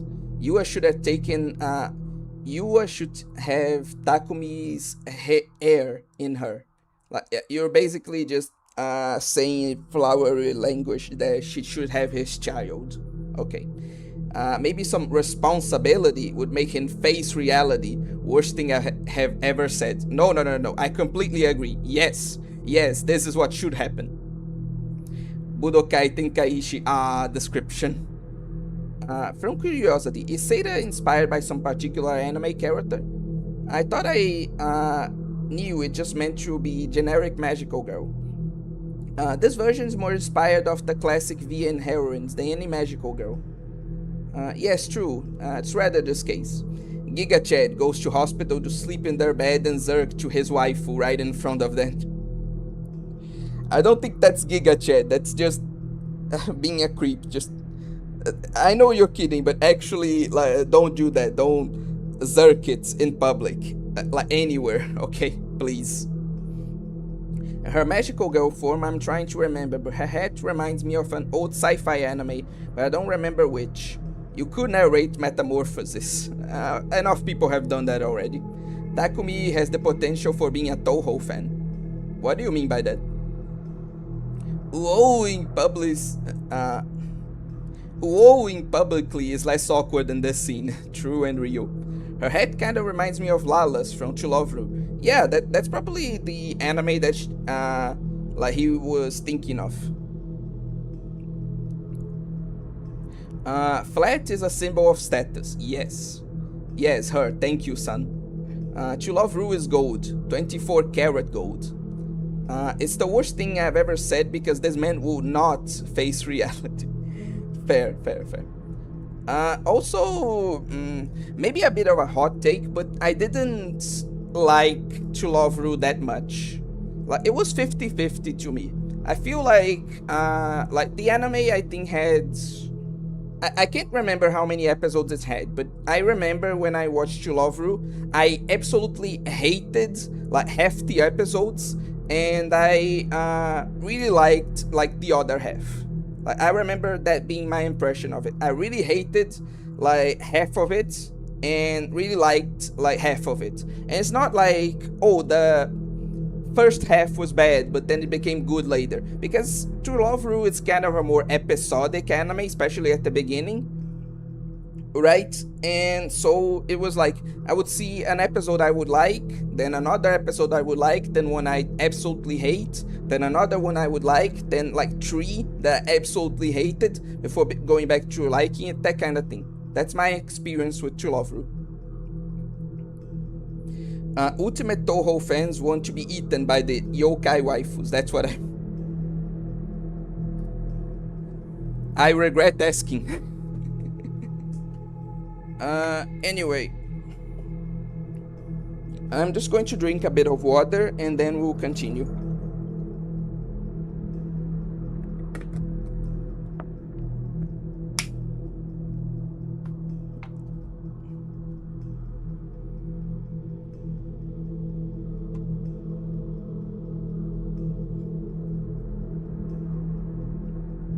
Yeah, the original To Love Ru anime was padded with shit tons of dumb filler. Oh, that explains it, yeah. Forgot that even existed. The later series, especially Darkness, is where it gets good. Okay, okay. Due to my initial bad first impression, I really didn't continue beyond the first season, but maybe I'll give it a chance and like make a waifu tier list about it later. Like I'll finish the manga or something, because at this point, like since the manga is kind of complete, I don't see a reason to watch the anime, you know? But anyway.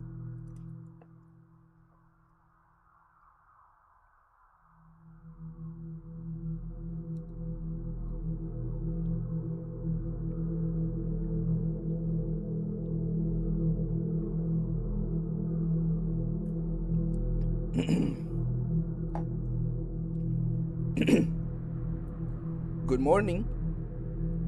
I looked down and bowed to her slightly and silently. You slept for 3 whole hours.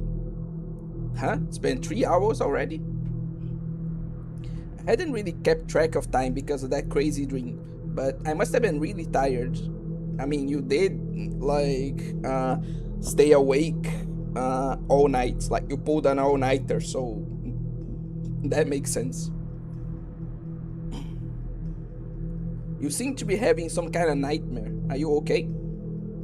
I couldn't tell her that was a naughty dream.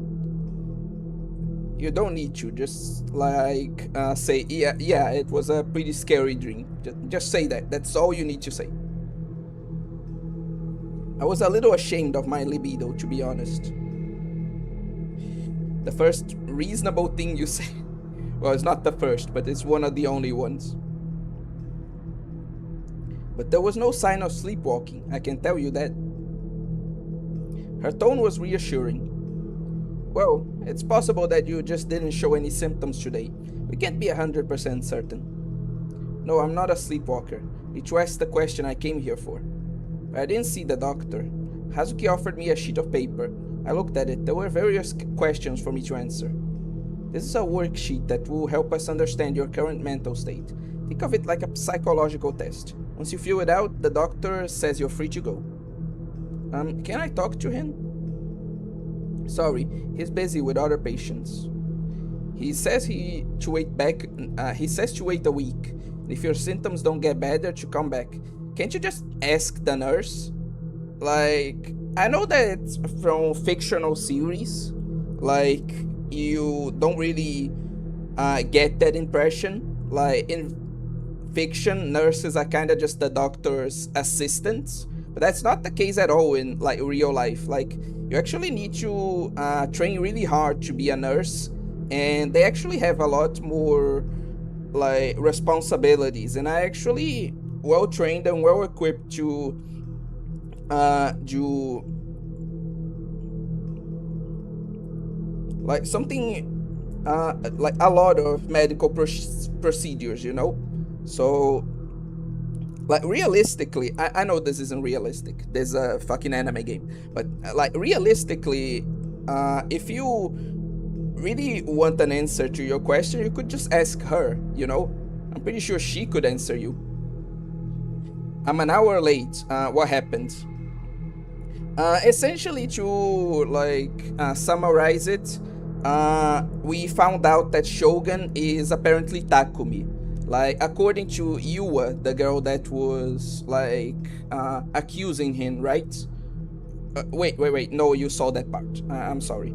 Essentially, Takumi, after you left, like, continued to refuse to see reality. He continued to play his game, not wanting to accept what you told him, not even like consider it, not even develop the thought for a moment. But eventually he was forced, like due to his worry about what was happening. Like, he couldn't sleep, so he was kind of forced to go to the hospital, which is where we are right now, in order to test if he like wasn't sleepwalking, which is his like main theory right now. He thinks he sleepwalked despite not having been asleep, and that's how that accusation that you were made could be like even remotely possible, you know. So he's low-key schizo. I'd say high-key at this point, because he keeps having like delusions, right? Or at least he has the option to have delusions. We actually, wait, no, that doesn't count because it was an actual dream. But so yeah, low-key schizo, yes. Let's that's the best way to put it. Now let's continue. Wait, actually, let me just read this comment here by Sun. To Love Ru was one of my earliest introductions to ecchi anime and waifu tropes. Can't even name a favorite girl because there's so many good ones. I'll say that, like, filler aside, like, I can definitely see why you liked it so much.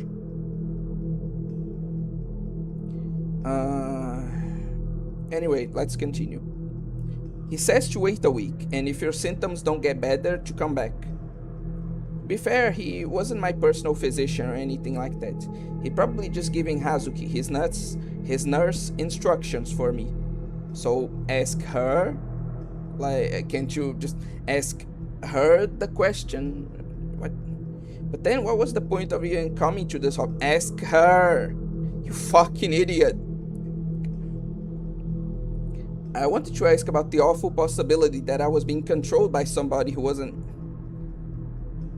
Have you considered maybe that you just have memory problems? Have you considered maybe that what you like suspected actually happened? Like, that maybe you just went to like this cafe at like the date mentioned and sent yourself those images and just don't remember? Like, my man, you have actual delusions, like, regularly.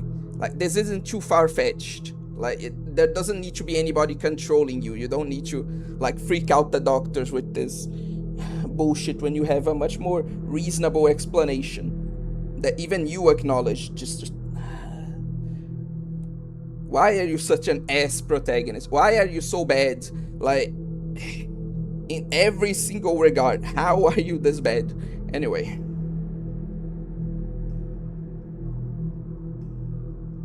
But Hazuki looked so apologetic that I didn't have the courage to demand to see the doctor. Ask her! You fucking idiot! I decided to just fill out the worksheet she'd given me. I'd write out the symptoms I was experiencing on the back, I decided. Then I could come back next week to talk to him again. It's a simple form. You'll be asked a series of yes or no questions. If any of it applies to you, please check yes. We'll use this to determine if you need any further treatment, so please think carefully about your answers. Hazuki was kind enough to give me a full explanation. I mean, she isn't really being kind, it's just her job. Some of the questions on the test were weird, not the sorts of things you'd expect to be asked at a hospital. It was almost like one of those online personality quizzes. What would answering these questions tell them? Hazuki was staring at me. She wasn't getting ready to leave. It didn't seem like she just had nothing better to do. She was observing me, no, watching over me. Being watched made me nervous, and so it was hard to think about the questions. But I suppose that was just a nurse's job. Decided to just forget it and fill out the sheet. Oh wait, fuck, I need to do that. What? Actual gameplay? What?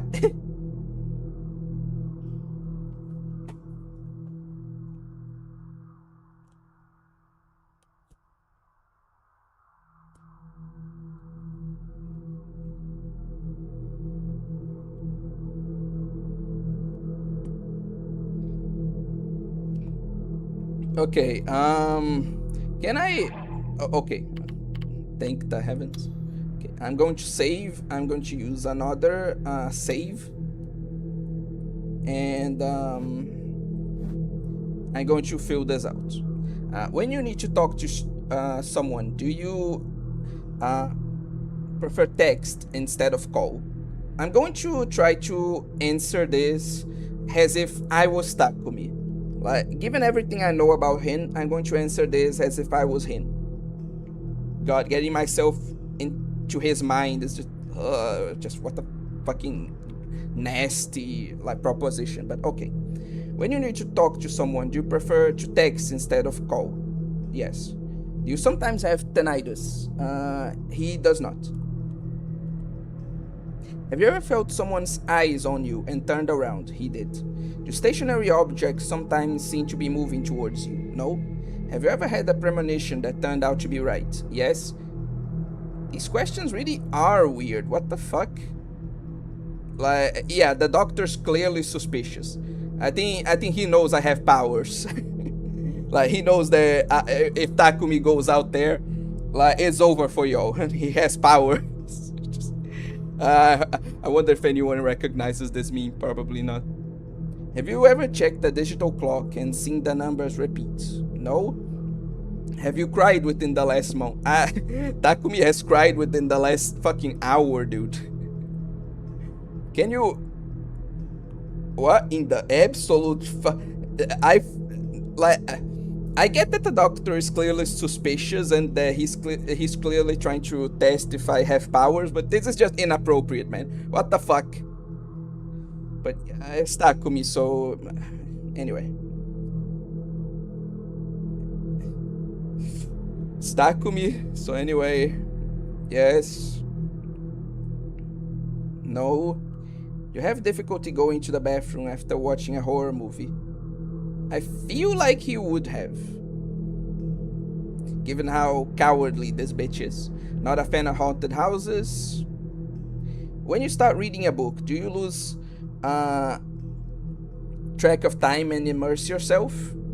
Probably. Do you think aliens are real? He does not. When you look at a horoscope, is it always right? Probably not. Do you get motion sickness easily?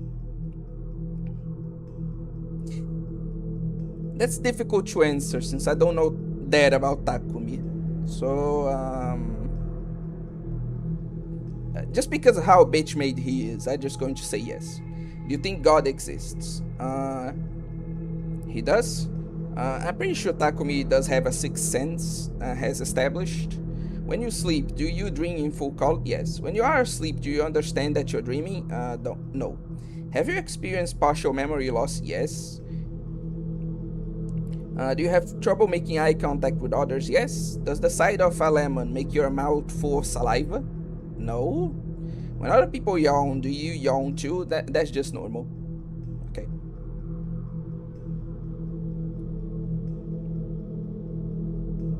Okay, thank you. When I checked off the last few questions, Hasuki spoke to me before I had a chance to say anything to her.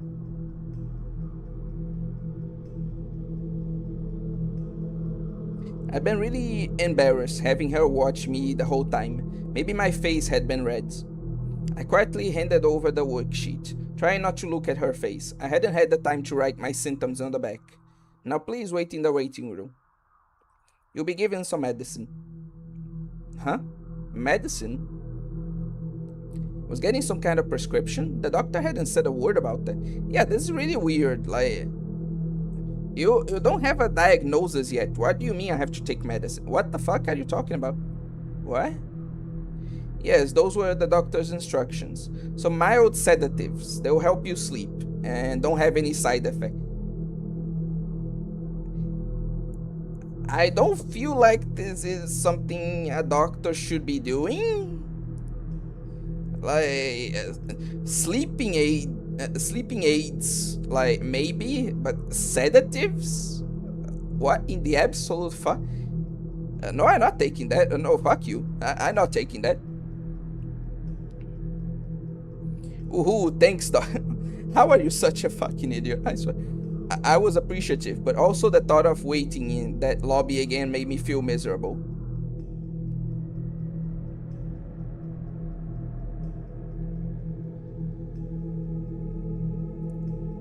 By the time I got back to Shibuya, it was evening. The hospital itself was in Shibuya Ward, but the closest station was Yoyogi. Taking the train was the fastest way to get there and back. Sorry, I just saw Galarians mentioned in like the chat and like absolutely goated game, so I just had to acknowledge it. Like someone here like actually knows Galarian, so just like peak reference right there. The Yamanote line was as crowded as ever, though, and riding just 2 stations was enough to make me feel exhausted. I didn't think I was up for getting on another train, so I decided to walk from Shibuya Station to base. There were just too many people at the stations. I hated crowds, they always made me feel like I was going to pass out. I didn't want to spend any more time there than I had to, so I quickly tried to get across Scramble Crossing. That area was so packed it was hard to even walk in a straight line. If you didn't keep a steady forward pace, you'd run into people walking beside you or get hit from behind. There were also people blocking your path, trying to hand you packs of tissues with ads on them. They'd even force them into your pocket. There was a sequel? Must have sucked so bad I didn't even know about that. I just knew about the first game. But anyway.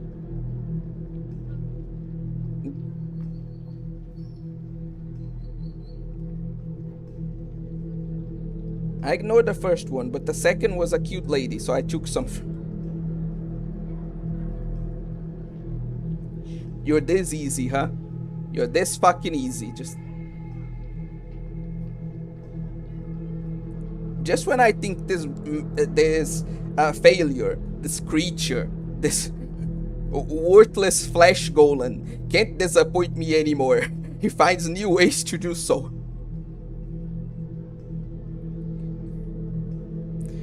These tissue people were just the worst. They shouldn't have been allowed to stand in the middle of the sidewalk like that. I took the tissues anyway though, since they were free. I looked at the tissues I'd been given. This pack came with a small flyer with white text on a red background. It was a pretty weird color combination, kinda spooky. Wasn't a combination you saw often. That much I was sure of. I read the flyer as I walked along. There's a shortage of type B blood. There's currently a serious shortage of type B blood in Shibuya. We may no longer be able to deliver blood to all the patients that need it, and people might die. One sec. Backlog. It's easier to read there. Are you serious? No. Backspace. Okay, perfect. Okay. Without your blood donation, he will not survive. Please come to the blood donation center. Shibuya Ino Kashira Line Building. Okay. It was a flyer for a blood donation service. As I looked at it, I thought back to the worksheet I'd been given at the hospital. Hadn't seen anything like it when I'd gone there 4 years ago. Maybe it was some new kind of diagnostic that had only gotten popular over the last few years. But still, I feel like I'd seen it before. Deja vu, again. Felt like that was happening all the time lately. It was really creepy when your body and mind refused to do what you wanted them to. So I tried to dig through my memories to find out what was going on with this deja vu. My mother used to take me to the hospital about once a week. No matter what they asked, I never respond. I just tried to move my head up and down or side to side. At first they saw me in a normal exam room. When I showed no signs of recovery, they started sending me someplace different. The other place was some kind of counseling room. It had a sofa and lots of stuffed animals, and seemed to have been decorated with an aim of putting the patient at ease.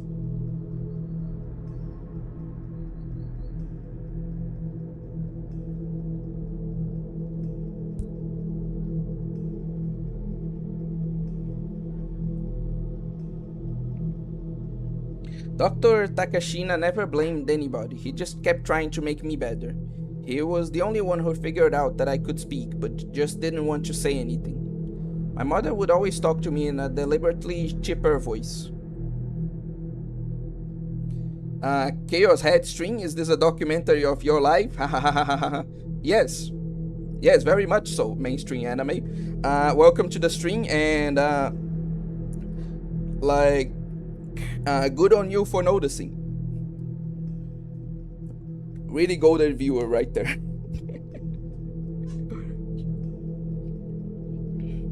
Dr. Takashina would always welcome me with a bright smile. The nurses were always kind too, and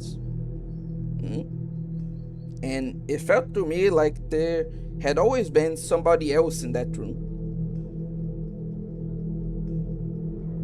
Right, he was always wearing dark blacks. They are literally men in black, like here. I'm assuming this is his mom, okay? And there is a literal man in black here. Oh yes, not suspicious at all. Oh god. Right? He was always wearing a dark black suit. It was a weird outfit to see in a hospital. He was just as quiet as I was. I don't think I ever heard him talk. Never did figure out who he was. He didn't feel like a doctor. He always just stood off to the side, looking out the window. I always called him Mr. Nozomi. He never actually given me his name though. Nozomi. The man in the suit always wore a small badge.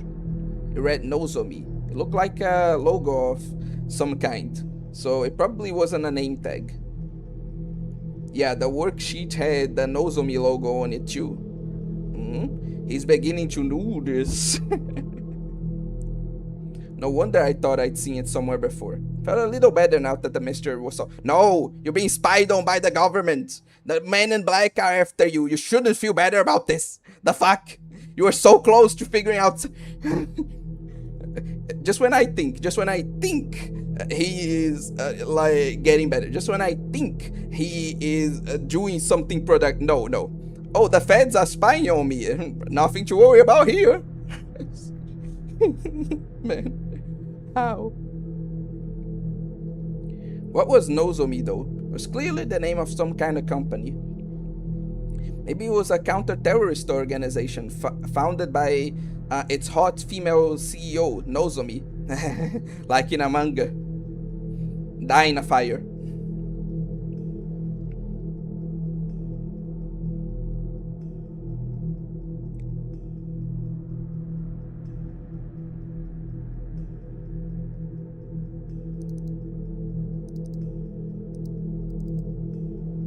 When I got back to the base, I ran a search for Nozomi. But it was just a common word that meant wish in Japanese too, so there were too many results to narrow down. Thinking back, the... Arma? What the fuck? The fuck do you mean by that? Why would you want to do that? Why? Huh?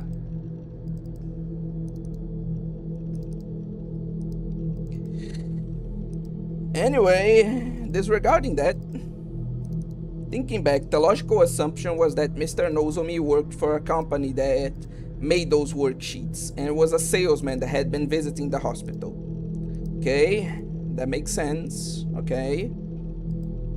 Sometime recently, he'd finally managed to sell the hospital and using the sheets. Today, had been asked to fill out one of them out.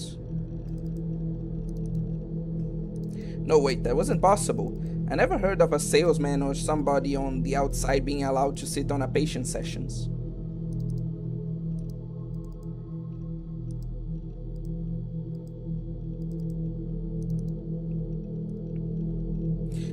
To absorb your essence and become just like you. We are obscure. I wonder if I should ask that question. Arma, are you from some kind of, like, culturally enriching tribe? Like, what the fuck is this dark ritual you're proposing to us right now? Why?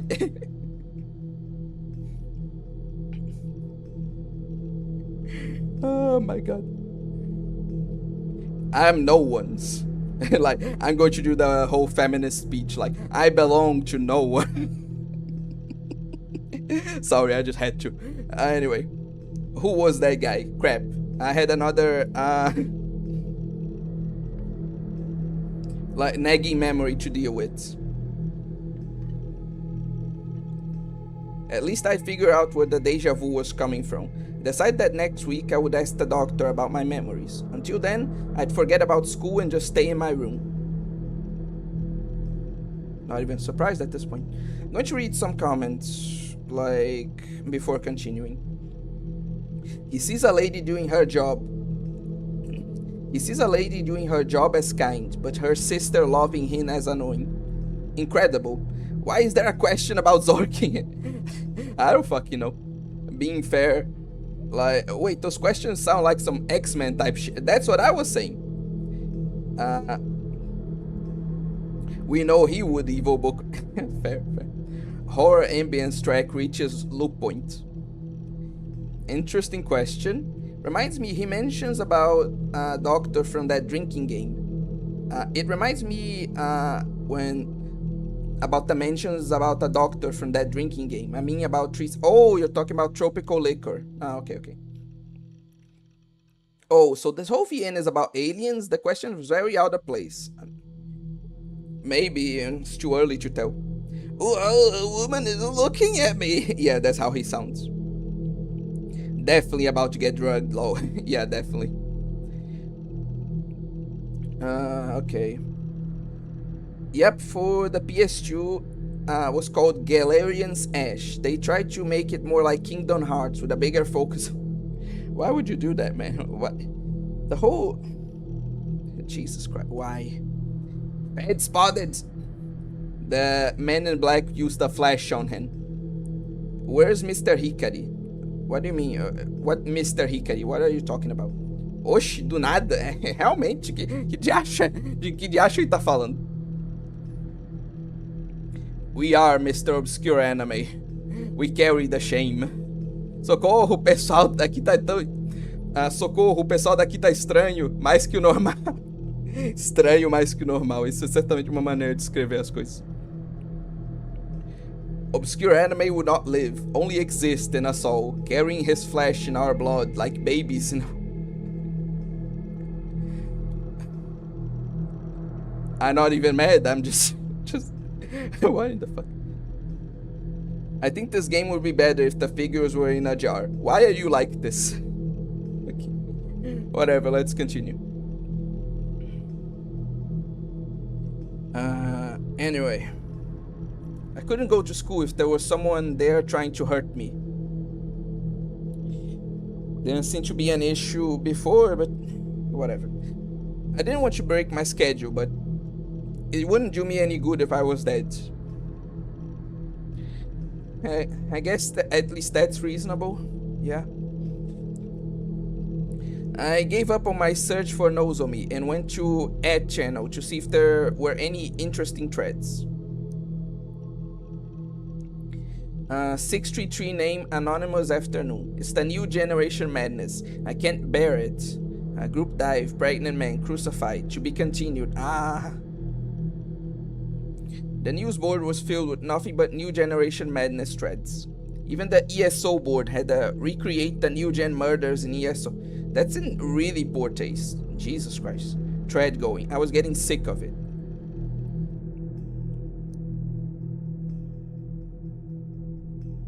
When I logged into ESO, Grin was there. No, oh no, not him. Not him again. No, no.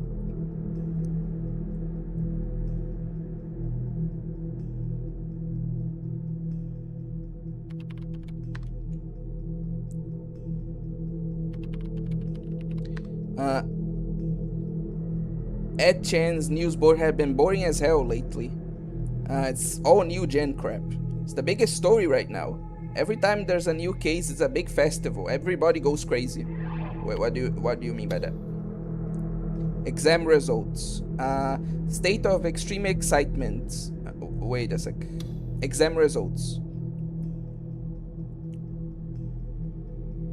What in the heck am I reading? What? Okay, let's read this first.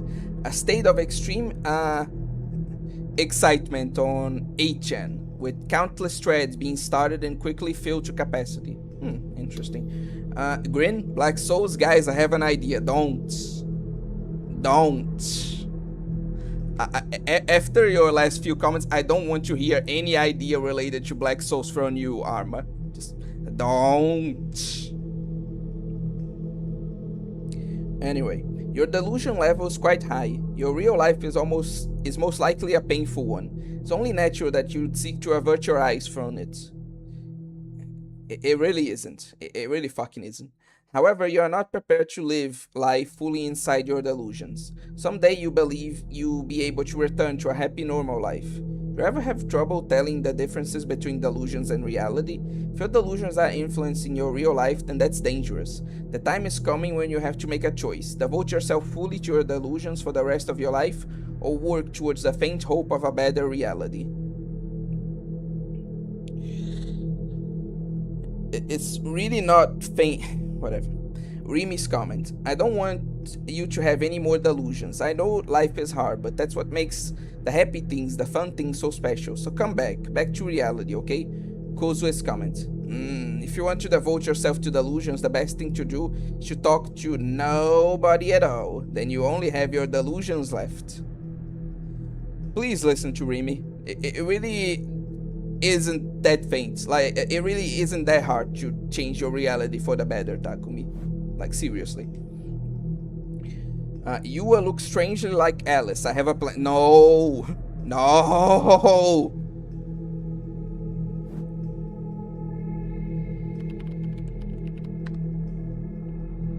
They haven't caught the killer yet. Well, you know, the cops are morons, low. Some idiots have decided that it's actually a cute moe girl. What? That demon girl. Visions of the dark eyes of the girl I'd seen during the crucifixion killing came back to me, and I shivered. I didn't want to remember it at all, but the slightest little thing and the memories came flooding back. I'd seen the killer's face. I knew who she was. Should I have told the cops? But I didn't want to get involved. That's going a little too far. Anyway, New Gen is just fascinating stuff. I joined a New Gen community on Furepara. You're getting too into it. The only ones in our guild who aren't into it are you and Big Sis Gagey. Seriously? If that was true, then I wouldn't be able to keep up with the discussion in our chat channel. News gen is some really messed up stuff. It's crazy to read about. I knew we were into Guro stuff. But don't tell me you're the kind of guy who wants to see art in his murders.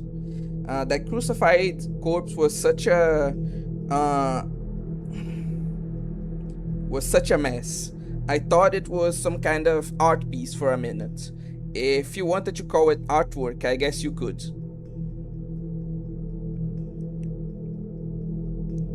Nah, it'd be better if they had some perverted sexual element to them, right? It's like the ultimate kind of S&M. It really is, Grin. Holy shit. Hello, Big Pew. Welcome to the stream. Delusions, Grin. This truly is Black Souls. Does Takumi know who is Jack the Ripper? Wait, you as a detective? Just like Holmes. Takumi is pathetic and plays as a knight like Grin. I'm seeing parallel. Now people in chat are schizo posting, I swear. Grin talking about perfects. It lines up too well. I accidentally overslept and missed like half your stream. We became like JoJoists. Yeah, like seeing Black Souls references everywhere. Just fucking... Anyway.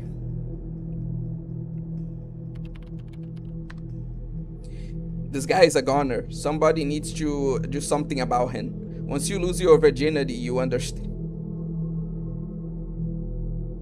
Yeah, that's definitely Green right there. Turns out it's not a good idea to stay up until 3 a.m. playing a Toho text-based H game. That's very specific, Big Pew, but yeah, you really shouldn't do that. Anyway. So you're telling me you're not a virgin? Grin. Yeah, he definitely... Grin, of all people, is definitely not a virgin.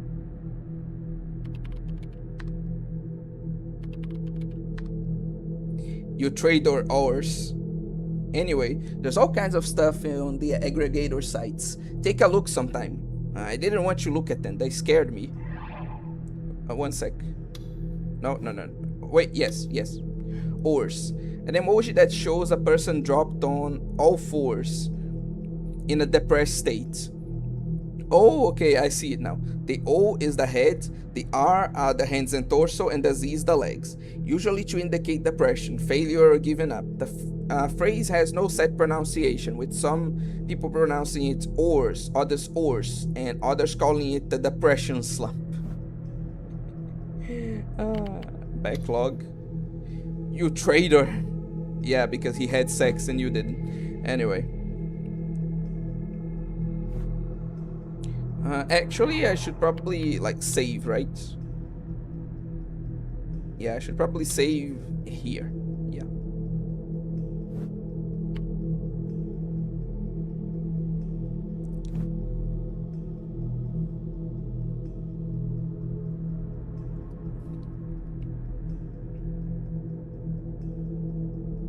I wanted to run away from the fact that I had been at the murder scene. That's why I cut myself off from all information about New Gen. That was how I'd hoped I could convince myself that it was all a delusion, but in ESO I was practically a god. It wasn't enough to be strong, I had to know everything. Especially since I was kind of a leader in the guild. If I was supposed to be the leader but I couldn't even keep up with whatever everyone's talking about, it would be just embarrassing. You really take that shit way too seriously, man, but should I even be surprised at this? I had to avoid that.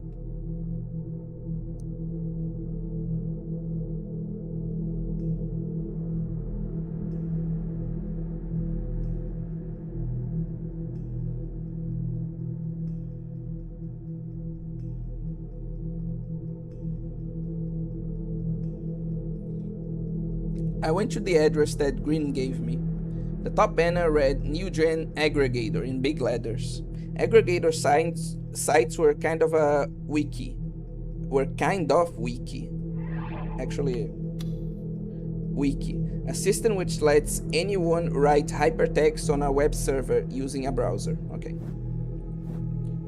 There were any number of people where any number of people could add information to articles about a certain topic. So it's like a wiki. Okay. A new gen aggregator site would have information about new gen, constantly updated by different users.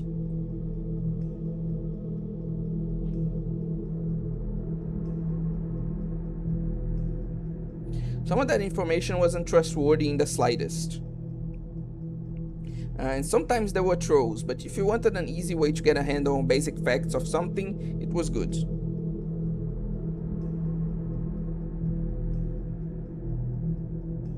There were always tons of links for one thing.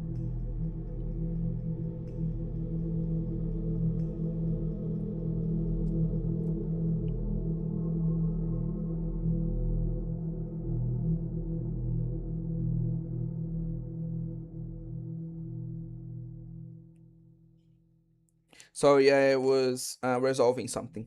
I decided to start with an article called The Case So Far. My pulse started to quicken. Just reading the site was enough to make me nervous. I could feel the sweat forming in my hands. 1 second, let me. Okay.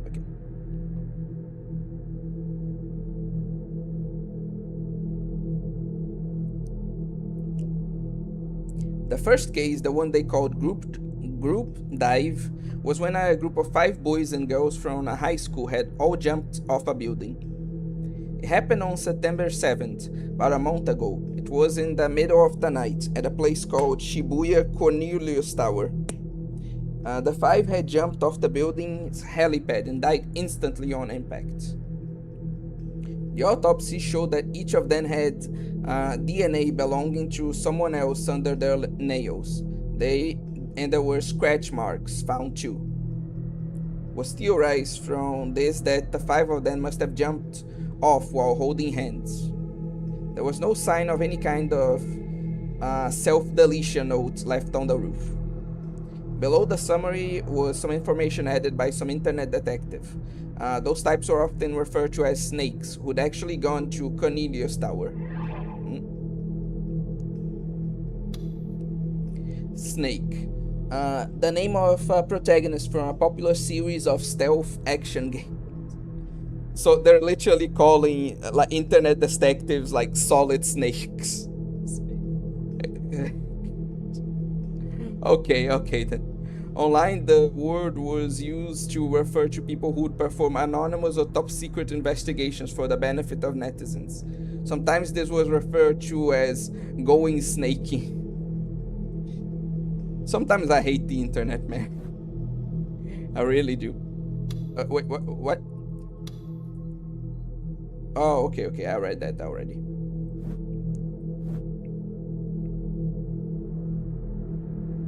According to him, the roof was off limits to visitors, and the door to it was kept locked at all times. Of course, it was locked at the time of the jump too. None of the deceased had a key on their bodies when they'd been found. This meant that the helipad was, in a way, a locked room, like you saw in murder mysteries. There was nothing to suggest how the 5 of them had gotten up there. It was entirely likely that someone else had been there as well.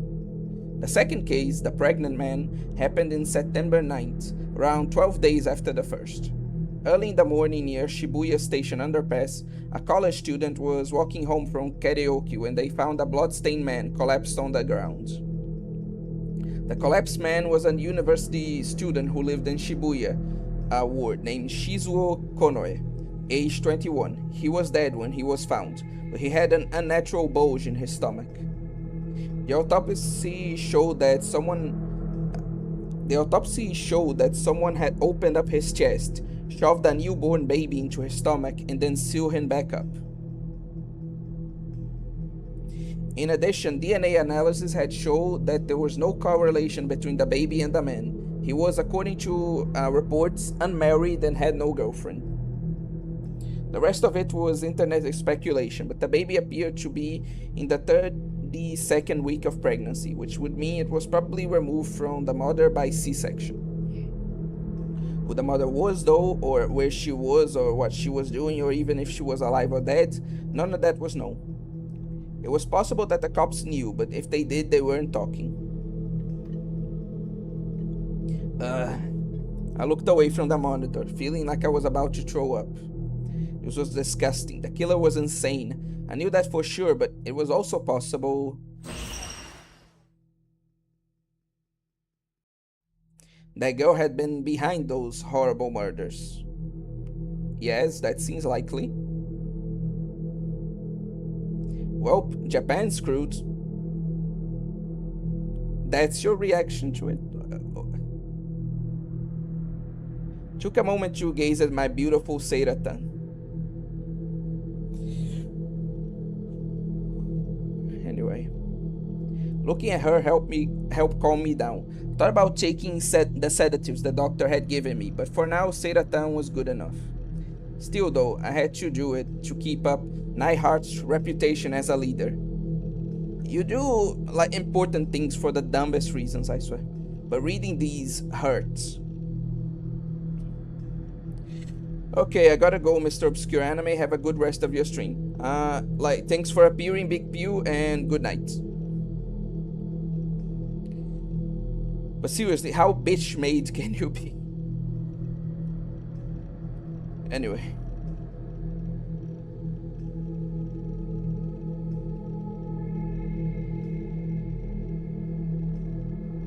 If it hurts that much, don't read them.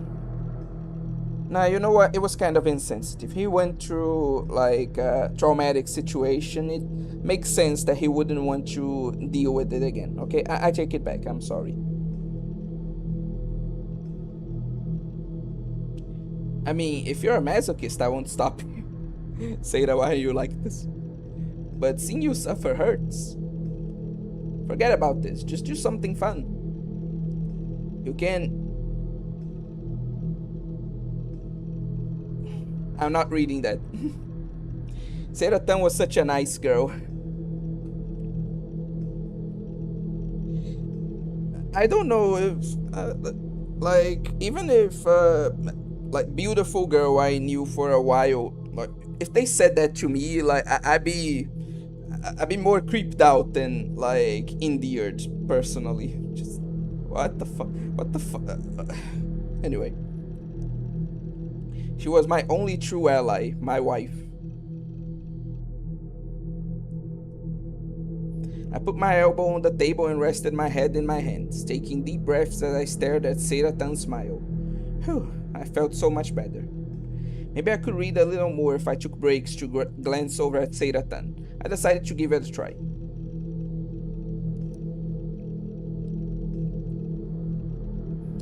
They had these two seemingly separate incidents, both being given the label of new generation. Okay, why had these two seemingly separate incidents both been given the label new generation madness? The group dive was treated as just a self-deletion case at first. But after the pregnant man case, the net started taking another look at the group dive, found out many strange elements there were to the case.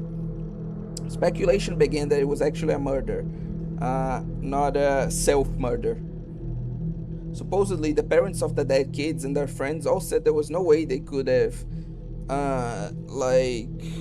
murdered themselves.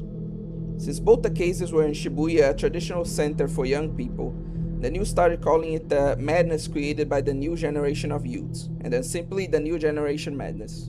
The name stuck. And then there was the third case, the crucified murder, they were calling it. That was the one I'd seen. The aggregator site didn't have much information on the case because it was so new. The murdered man was Hisa Ota, a 56-year-old college professor. He'd been nailed with stakes to the concrete wall of an empty house. Starting at 8 p.m., the estimated time of the crime, neighbors heard what sounded like something hammering a nail. The sound lasted for approximately an hour. I heard the sound too. I could still hear it. It was an awful sound.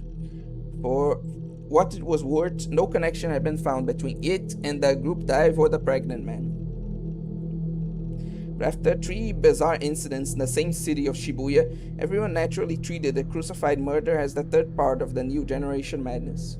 The immediate police were saying that all three were committed by different individuals, but the position, or rather hope, of most people online was that it was a single person, or failing that, a single group. There were some bizarre theories involving the occult going around too, and some people were saying New Gen got its start in the earthquake 2 months ago. 2 months ago, there had been an Intensity 3 earthquake in Shibuya. Intensity 3 earthquake was small enough that you could be walking down the street and not feel it, but despite the small size of the quake, it had made the news because 8 people had died. Looking back, it was true that the New Gen incidents had started after the earthquake. So the proponents of the occult theory were saying that the 8 deaths of the earthquake could be counted as the first New Gen case. Sometimes they get into arguments with the more mainstream New Gen theorists. No matter who was behind it, it was bizarre that 3 such incidents could happen without a single clue as to who was behind it. A lot of people online were eagerly waiting a 4th incident too. That's kinda...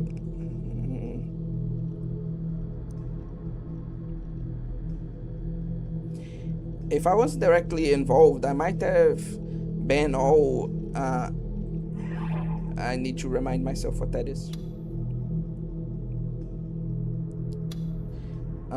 Hopeful and excited. Myself, participating in the festival and eagerly awaiting for a 4th incident too. God, you people are sick. Like, Jesus Christ. Damn it, they were all having so much fun when I was feeling miserable. They really shouldn't be having this much fun about... Whatever. Anyway. Why can't you just catch the guy already? It's not that simple.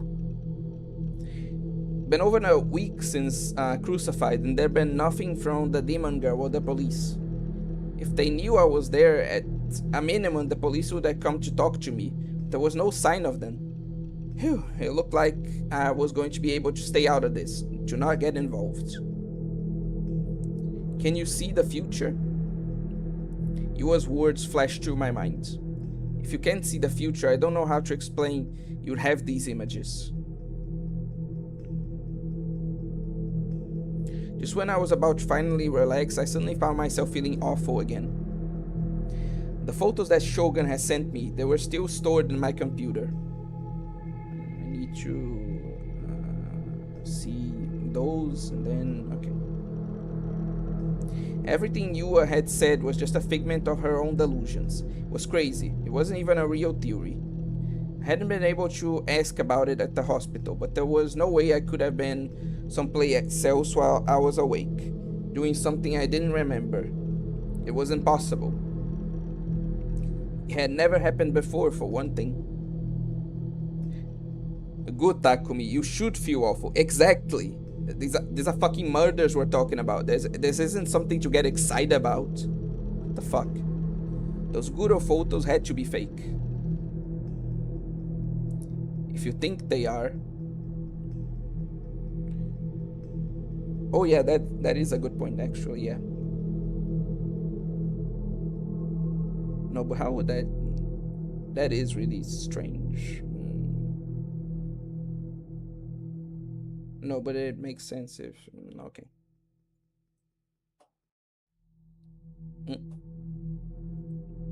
Then prove it. Let's analyze those images. But they're creepy and I don't really want to look at them. If you can prove that they're fake to that woman, you'll be able to go back to your normal life and you have nothing to be afraid of. You've gotta do it. It frustrates me a bit because sometimes Seira-tan is the only like good and rational voice in Takumi's head, like pushing him forward and like helping him get off his ass.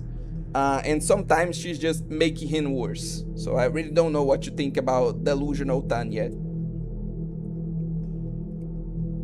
Yeah, that's right. You seemed convinced that I was the one behind Crucified, but that was impossible. I'd seen the person who had actually done it. Couldn't let her blame me for the crime. If you just had said something at the time, you.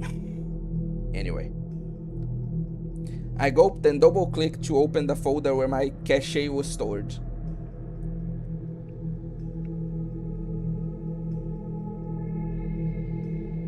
What? Yasuji-ban entered the big conference hall at the Shibuya police station for the first time in 3 days. The conference for what was being called the Maru Yamacho crucifixion murder had already begun, and some of the officers were glaring at him for being late. Okay, so we're at someone else's perspective again. Okay. Ban forced a weak smile at them before sitting down, telling them he'd been in the toilet throwing up. Didn't seem like it would suit the current mood of the room. Oh, telling them he'd been doing that didn't seem like okay. They'd assembled a task force to handle the Maruyama crucifixion murder the morning after the incident. Between the Cornelius Tower Group self-murder and the Shibuya Station area man-baby murder cases, the police force was already stretched thin. So even Ban, a nobody lieutenant from Section 1 of the Tokyo Metropolitan Police, had been sent in to help out the Shibuya ward cops. Since all 3 cases had happened in the jurisdiction of the Shibuya police, there was now a highly unusual situation. 3 different special task forces at a single station. Because of this, the team had to take turns scheduling their day in the big conference room. Since the media kept calling it the New Generation Madness, there was a rumor going around that they were going to resolve the shortage of officers by bringing all 3 together under the New Gen Special Task Force. All the officers thought it was a stupid idea, but that didn't mean it wouldn't happen. Lieutenant, give me your report. Captain Matsunaga was Ban's boss and the leader of the task force. He glanced sharply at Ban. But Ban didn't notice. He took a deep breath while waving a paper fan at his face. Lieutenant Ban, are you listening to me?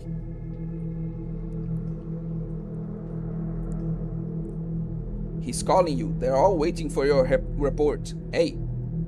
Only when Ban's partner, a rookie detective named Suwa, whispered to him did he realize he was being called on. Oh, sorry. Suwa will give the report. Fucking lazy bastard. Me? I told you to give the report if I wasn't here. Get to it. After a sharp elbow from his older partner, Suwa sighed and stood up. We finally finished analyzing the security camera footage. From the area near the crime scene, it showed a suspicious individual in the area at the time of the murder. Murmur broke out in the room. The air instantly became tense. The detectives from the Shibuya police all began to scribble down notes, careful not to miss anything he said. They were desperate to solve the case. There had been 2 brutal murders. The group dive was still classified as a self-murder in the span of a single month in their district. They needed to catch the person responsible, and now, even if it meant dropping their usual stoic demeanor, I'll put the image up on the projector.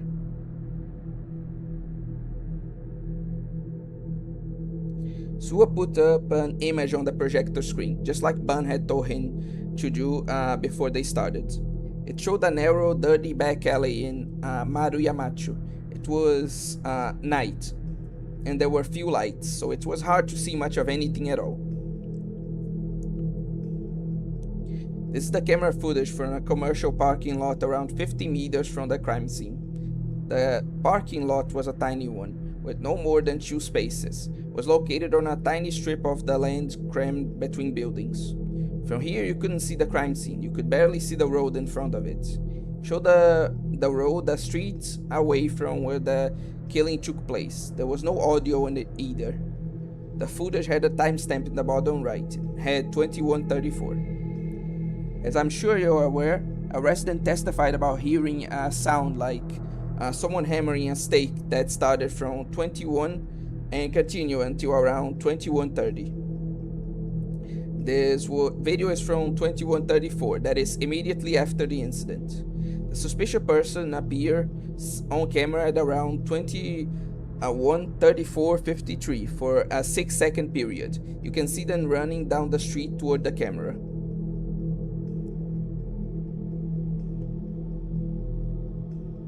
Oh, they got Takumi now. Just then, a person appeared on the screen. They were running toward the camera in a clearly disturbed manner. The camera's resolution was low enough that it was hard to immediately tell if the person was male or female, but Ban had already spoken to the science lab and had then analyzed it. The lab says the individual is male, somewhere in his late teens to 20s. They weren't able to get a physical description of him. That said, the school uniform he's wearing is a pretty distinctive one. It's used by Suimei Academy, located in Shoto. And if you look at his right hand, the image changed to a close-up of the person's hand. It was holding something. This is easier to see in slow motion, but if you watch his arms while he's running, you see that what he's holding reflects light from the parking lot's lamps. When it was time to review the big discovery, Ban took over, of course. From its shape, it may be one of the cross stakes used in the crime. More murmurs from the detectives. The killer behind the crucifying murder might be a teenager. That was a shock. Maybe the media's new generation madness was more than just a catchy slogan. So, this boy is our best lead at the moment. That's right. Ben stroked his unshaven chin. It was a habit of his. Whenever he got a step closer to finding a criminal, he'd run his fingers through the stubble and enjoy his victory. That's all we have. Sue sighed and sat down. That was really mean. You took the best part. Ban ignored Sua's complaints and stared at the image of the teenage boy on the projector. We finally got a lead. Time to make sure it doesn't go to waste. Then Takumi is fucked now. That's for sure.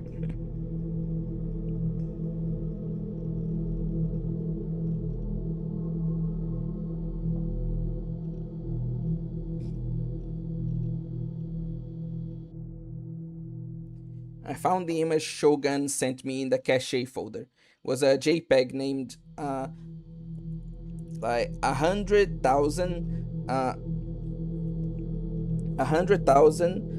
68 no, what? Calm down. 168,491. There was still a big part of me that didn't want to look at it. Let me just get caught up with the comments before I continue. When will the sister turn into a demon beast? Hopefully never. It's very addicting. Grin losing his virginity? I hope there was consent. There probably wasn't. Is this what gooning was like in the 90s? Probably, yeah. I call it OTL. I love these Japanese emojis that are so stupid. And Evil Bookman says various versions of like the emoji, and Orts looks the best to genérico de anônimo. For real, Grin has never consented. They never asked him for consent. That's the joke. I think this is Kusa that's like Kodokunazu is posting in reaction to genérico Jerônimo. And let me just see something here. Okay.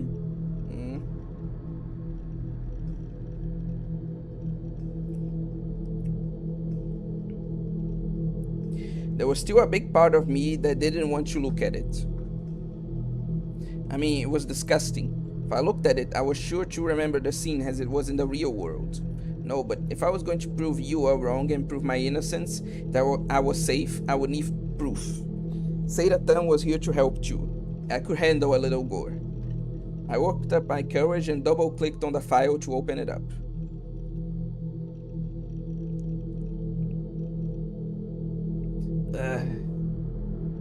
Yeah, it was gory alright, but compared to what I'd seen in the real world, it wasn't that bad. And was a fake too, right? I could handle it. The first time I looked at it, I'd only taken a quick glance before closing it. Hadn't looked at the whole image from top to bottom. This time I was able to take a closer look, even if I had to suppress the urge to vomit. Didn't know how to tell if the image was a fake. Did you look at the direction of the shadows, the background, things like that, and see if anything was wrong? It seemed to me the most likely possibility was that they'd taken a photo of the alley first, then added in the staked corpse later. And then the day after Shogun sent this to me, they carried out the murder just like in the photo. Because of the darkness and the low resolution of the photo, I couldn't tell much about the body, only the stakes were clearly visible. The light was focused on the area surrounding the corpse, as if it was the only thing they wanted the viewer to see. It felt like whoever had taken the picture had framed it like that deliberately. There was no way the light shining right on the body and nowhere else was a coincidence. Or maybe it was a coincidence. I hadn't gotten a clear look at the scene when I was there for real, so I couldn't say for sure. The demon girl wasn't in the picture. But if you stared at the picture until you thought your eyes would bleed, you could make out what looked like a person in the darkness of the left edge. Can you? I almost missed it. Between the low resolution, how they were standing in the shadows, it was almost impossible to spot. My first glance, I missed them completely. This was a doctored photo, or it should have been, so maybe the person who took it let themselves get photographed by accident. Or forgot to delete it when they added in the corpse. They were wearing a suime uniform. Must have been that demon girl then. She wore one too. The person in the photo seemed to have short hair. Where's this person that he's talking about? I really can't see it in the image itself. The shadows, like fucking nowhere. The demon girl had long hair, so did Yua. I decided to use image processing software to make it easier to see. I booted up the software and dragged the image on top of it. Then I gooped before going to the level adjustment slider in the menu. I made the photo brighter and...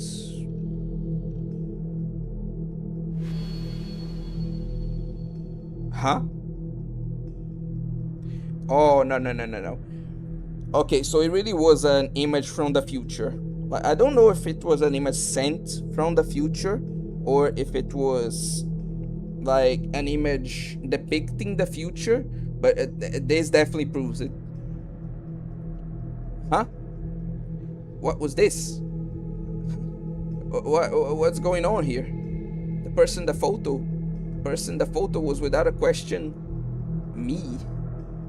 Why me? This made no sense. I never even been there until September 29th. This was fake too. It had to be. Couldn't find any evidence of it at all, but it was definitely fake. It had to be. Shogun had sent me on the 28th, and the crucified killing had happened on the 29th. If this photo showed what happened on the 29th, it would be a photo of the future.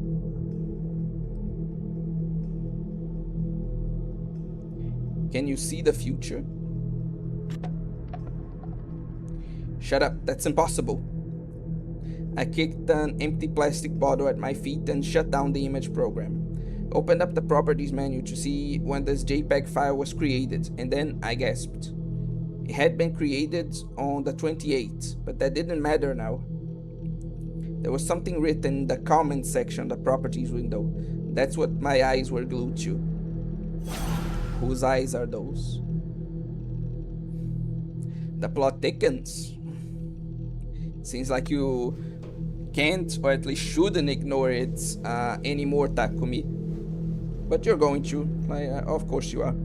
I slammed my fingers down on the keyboard before pushing it to the side of the desk and cradling my head in my hands. Seira, help me. I tried to stop myself from crying. What the hell had been going on this whole week? Why was all this happening to me? Wait a second. Say Shogun had gotten a photo of me from somewhere and used it to put into this Guro photo. Okay, that's a good theory, okay. We're going somewhere. That would mean they'd either taken a photo of me themselves well before the murder or gotten the photo of me from some other place.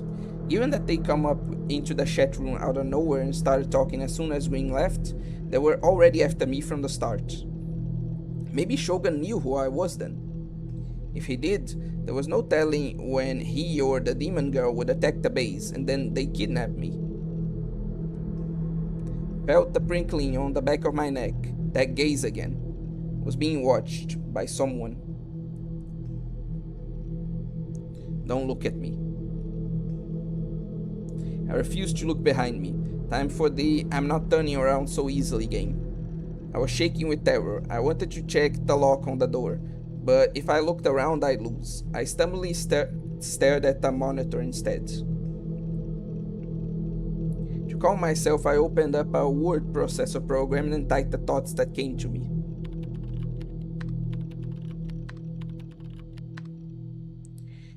Demon girl equals murder. Can see the future. Shogun working for the demon girl. Yuka. No, not Yuka. Yua working for Shogun. Yeah, that has to be it. You have zero proof for any of this, but okay. As I stared quivering at the word demon, started to wonder if the girl I'd seen at the murder scene really was one. Yeah, she wasn't human. That had to be it. Maybe that's how she was able to see the future. Her demon powers would let her create a photo of what was going to happen. So we're suddenly throwing out the possibility of it being a fake photo from like just suddenly. Oh, okay. Her demon power. Okay. That would explain how she could do that terrible crucifying murder all by herself too. And Shogun worked for her. They knew I was going to witness the crime by accident, so they sent me the image in advance. I didn't know why. Maybe it was a threat. A threat. If you tell anyone, this is what will happen to you next. Or maybe it was a warning. A death sentence telling me that I'd be next. If that was the case, I can't beat them. They could kill me anytime they wanted to.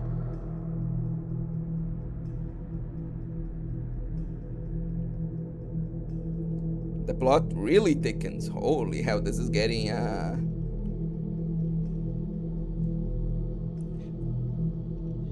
it's getting really screwed up. Holy hell. Also, Angera Lirva. Yeah, that's definitely an Ergo proxy reference. Or at least I think it is. Yua Kuzunoki was staring at the computer in her room. She had a serious look on her face. She was quickly reading through the information on her screen. Eventually, she let out a small sigh and took her hand off the mouse before looking over at the piece of paper in front of her. It was a printout of the chat log between Shogun and Nightheart, the same as the one she'd showed Takumi Nishijo yesterday. Nishijo. She whispered his name. Images of him sitting alone on the bench in Shoto Park came back to her. She shook her head as if trying to drive them away. And then suddenly she gasped and turned around. It felt like somebody was watching me. Her own gaze was locked on the big Garo Froggy plush that lay on her bed. It must have been her imagination, she decided. She stood up, walked over to the bed, and fell onto it face first. The sheets smelled like a sunny day. Her mouth must have dried them outside this afternoon. As she buried her face in the pleasant scent, she looked around the room. Her room was kept neat and clean, a sign of her slight obsessive personality. The largest object in the room was a huge bookshelf, packed tight from corner to corner with books. But what made it kinda cute was the bottom was stuffed with complicated technical and computer books, but the top was filled with shoujo manga and anime DVD. See? She really does like that stuff. Takumi. She really wasn't just doing all that shit to mess with you, Takumi. Anyway. She let out another sigh and looked up at the ceiling. Dissociative identity disorder. She whispered the name of the mental health condition she'd been researching. Let's see. Dissociative identity disorder, aka multiple personalities, a state where one person has multiple different personalities inside them. A personality is being defined as a continuous state of being aware of oneself and one's surrounding, with the ability to think and act. In other words, humans construct a self by being aware of continuous time and the consistency of their actions and the information they receive. People with this disorder switch personalities without warning, with psychological, social stress, and environmental factors commonly serving as triggers. A characteristic of the disorder is that sufferers are not aware of the memories created when another personality was in charge. The disorder manifests at an early age, but is sometimes not discovered clinically. Once it occurs, it often becomes chronic, and childhood abuse or trauma often seen in advance of developing the disorder. The term multiple personality disorder is an older term used in 1980 DSM-3, the Diagnostic and Statistical Manual of Mental Disorders produced by the American Psychiatric Association.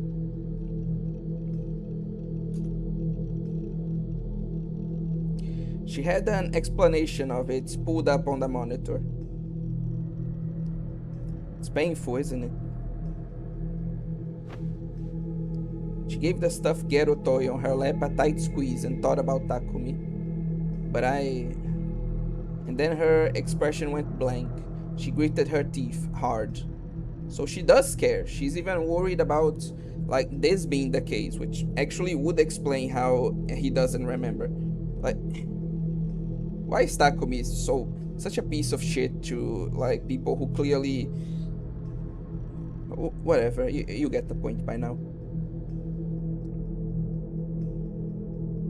And for no reason too, is like just keeps assuming stuff. Just anyway.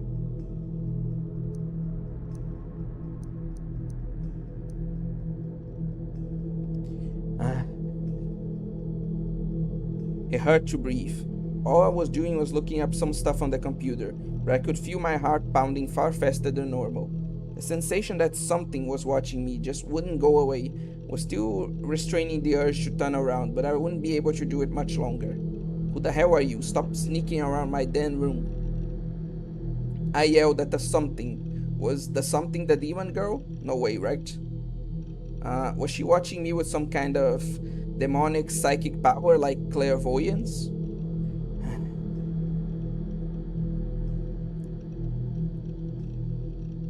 The prickling on my neck only got more intense, was turning into a sensation like a faint electric shock.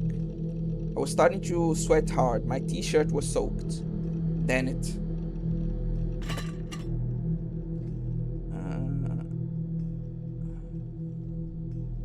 Okay, I'll do that.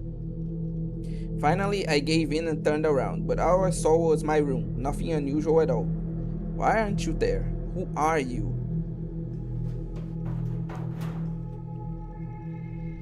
I let out a scream, then stood up to make sure the door was locked. When I saw that it was, I felt a little better. I wiped the sweat off my brow with the bottom of my shirt.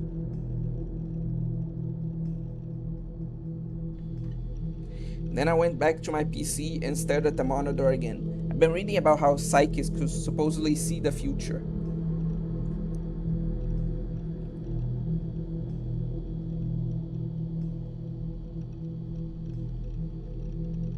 Future Sight from Wiki, the Encyclopedia of Uselessness. What in the absolute? Just why though? Just whatever. The ability to see the future before it happens. This is distinct from the ability to predict the future, where one lays out what they think will happen based off the information they have at hand. There's no scientific proof that it's possible to see the future. Different people manifest this ability in different ways. Some see the future in the form of flashbacks, and others see it in prophetic dreams. Psychics, fortune tellers, and ancient prophets are all said to possess this ability, but con artists often claim to have it as well. When I was a kid, I was absolutely sure I had powers. No, calm down. When I was a kid, I was absolutely sure that powers like that existed. To be honest, I still kinda believed it. believe it. That was the reason I'd immediately thought that the image the demon girl and Shogun sent me was from the future. Why I'd felt I had to look it up. Maybe there were psychics who could see the future everywhere, and I just didn't know it. I'd done something kind of similar when I was a kid with a bus accident, so I couldn't be sure it wasn't possible, right? But the more I looked into it, the more I felt it all seemed like a bunch of bullshit, either occult stuff or magic tricks. There wasn't any scientific proof that they existed. There was no proof that they didn't exist either. You'd think there'd be at least one solid lead. Got even more annoyed and slammed my fingers down the keys. The fact that everything was so vague made me feel scared and uneasy. Was I supposed to just keep waiting, spending every day in fear of a demon who might never come? My mind couldn't handle that. Of course, what I wanted was proof that it was impossible to see the future, but either way I wanted a solid answer.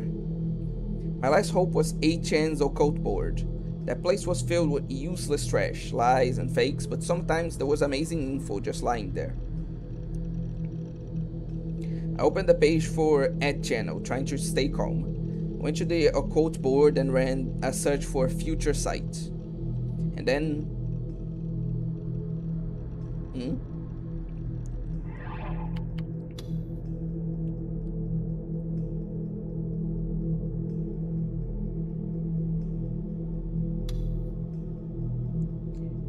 A clairvoyance, also called farseeing, the ability to see what's happening in a location where you aren't physically present. A clairvoyant person can see things that would be normally impossible to observe, either due to distance, the viewing angle, or the presence of obstructions. Yashi, net slang for a guy or dude. The Japanese word for guy is yatsu, a word which sounds very similar to yashi. Wordplay of the sort was extremely popular in mid-2000s net culture, so was using yashi for yatsu was popular online. The original meaning of the word yashi is a traveling merchant that appears at festivals or roadside events. Okay. Future Sight and Prophecies. Phantasm General, New Gen 4383, half-assed prophecies about Japan's future, part 6. Number of guys who want FES, the psychic princess, to step on. Oh, that's the internet, alright. Savior, talking about FES, about FES's prophecies, Phantasm. Bull, Phantasm haters thread 11, shit. What do you guys think about Phantasm songs?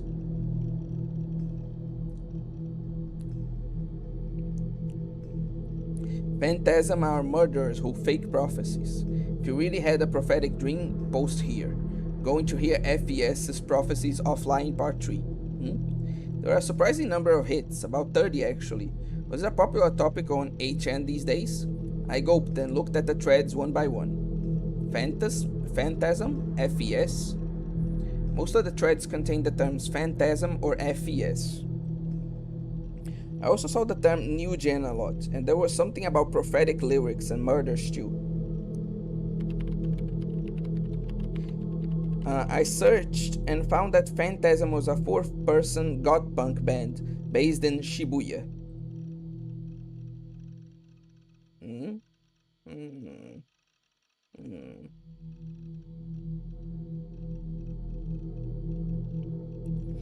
They were popular on the indie music scene, and their female vocalist used the stage name FES.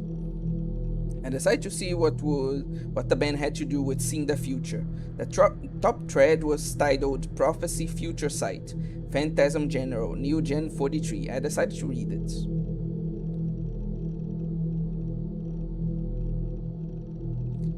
Black Mass. Okay.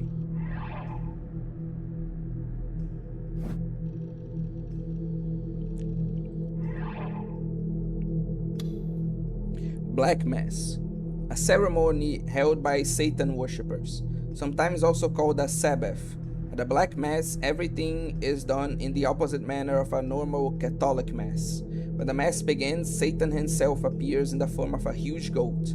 The witches proceed to kiss the goat's buttocks, drink wine mixed with the blood of babies, read from dark grimoires, and indulge in acts of sexual depravity. Other one theory says that sexually repressed priests and theologists invented the concept as a delusion in order to persecute heretics. Okay. Uh, okay. Name: Anonymous Prophet in 2000X 10/7 Tuesday at this time. Whatsuke, guys. I remember that being a greeting. Okay. What you need to do is to get your ass to Sunday's concert. Experience every moment of FES's Black Mass. Otherwise, you get crucified yourself, lol. I read the lyrics and I gotta say they didn't do it for me. They're so vague you can't even call them a prophecy. Please don't crucify me, K-Tanks. Future sight laws, you guys are making shit up. She's a vocalist, not freaking Nostradamus. Just enjoy the music. I like FES's lyrics. They're so new gen. Fucking puns, I swear. Believer. Someone who believes in someone something. Believers in the late 2000s Japanese internet culture refer to anyone who was a hardcore fan of something, often a game or an anime character. You guys are talking about FES and ignoring Rio the composer, poor guy. FES stan, pent. Your lyrics taught me the meaning of life. You FES believers are weird. Good point.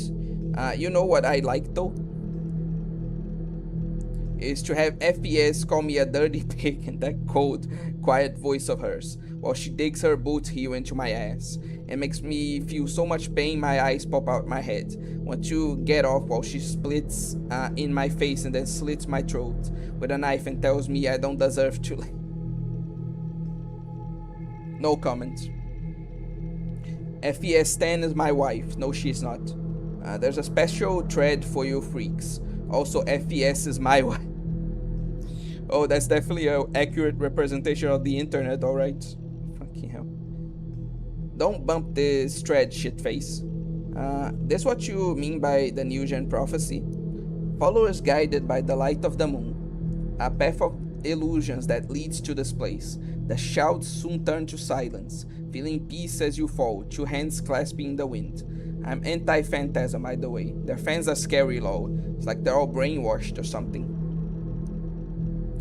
Her fans are going to murder you in your sleep, dumbass. Don't share the lyrics, idiot. Read the room, dumbass too.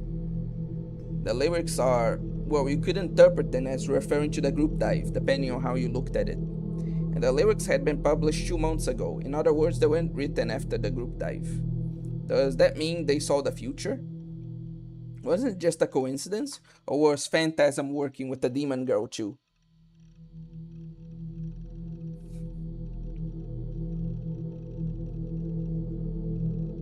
Yo, Takumi, always favorite character. How dare you?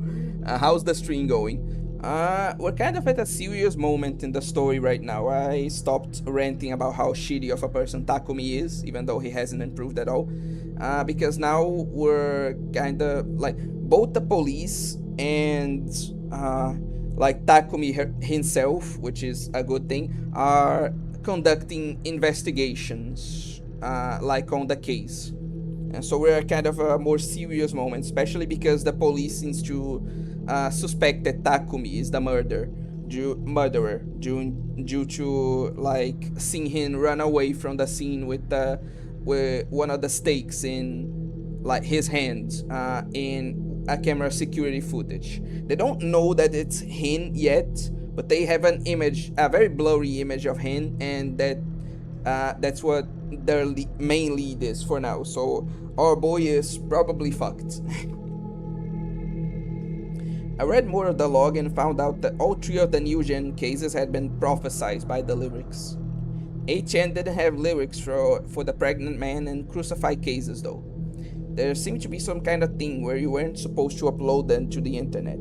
If you really wanted to know what they were, you had to go to a concert and buy the album. Either way, there were any number of discussions online trying to predict the outcome of the next gen murder based on the Phantasm's lyrics. Their album, published on an indie label, had been selling extremely well after the new gen incident started. Some observers in the media had noticed, and Phantasm now appeared sometimes in articles about the cult hit with the Shibuya youth.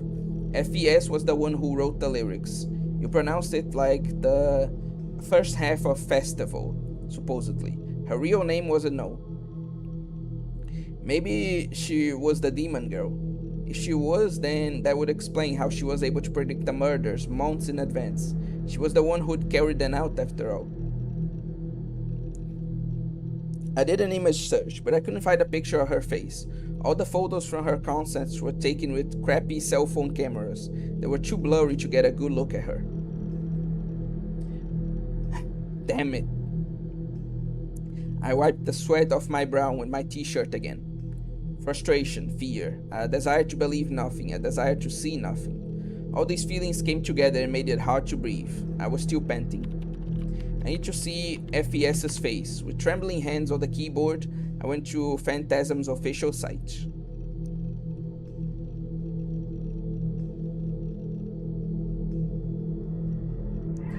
Okay, 1 second, guys. I'm going to save here.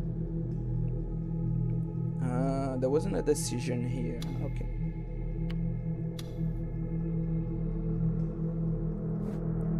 So yeah, I'm going to continue in a few minutes. I need to get out for a while to do something.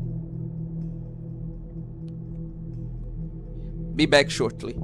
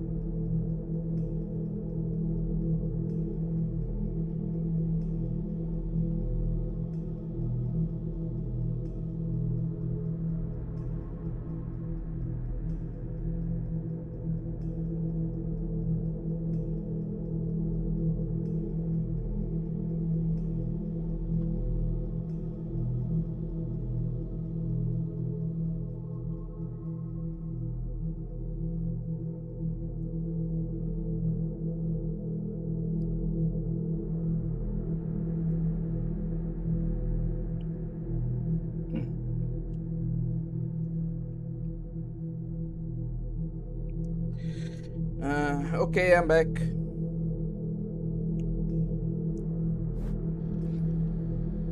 It was a simple design with a black background. The font was a blood red crimson with a terrifying, ominous feel to it. The site itself had very little in the way of information, just a simple concert schedule and discography. There were no profiles of the band members and no lyrics. Maybe she's not uploading her face because she's the killer? She was clever. A look at their schedule showed me that they seemed to have concerts every 2 weeks. The next one was the day after tomorrow. If I went, I would be able to see if FES was the demon girl, but what good would that do? Was I going to turn her over to the police, beg her to leave me alone? Could I take a cross and try to exorcise her? Not a chance. I couldn't do any of these things. She was a demon. A creepy otaku like me couldn't beat her. You could at least try to... No, now it's too late to call the police at this point. Whatever. And if I lost, I would die. My corpse would become another disgusting piece of art, and photos of it would be uploaded to a new gen aggregator site.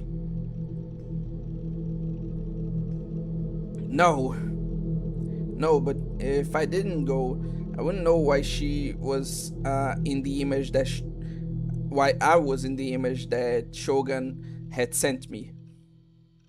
And maybe if FES wasn't working with the demon girl, I could ask her for help. Okay, reasonable, but I can't. I can't go to a concert.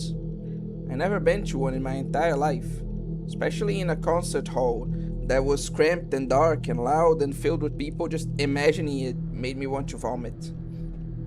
I didn't know what to do. The prickling on my neck was still there. It had gone from a tingling numbness to a burning pain, and when I looked behind me, of course, nobody was there. Stop it! I closed my eyes and waited for the gaze to go away. Refused to have this sensation following me for the rest of my life. Someday it might get strong enough to actually kill me. Think, Takumi. What can you do?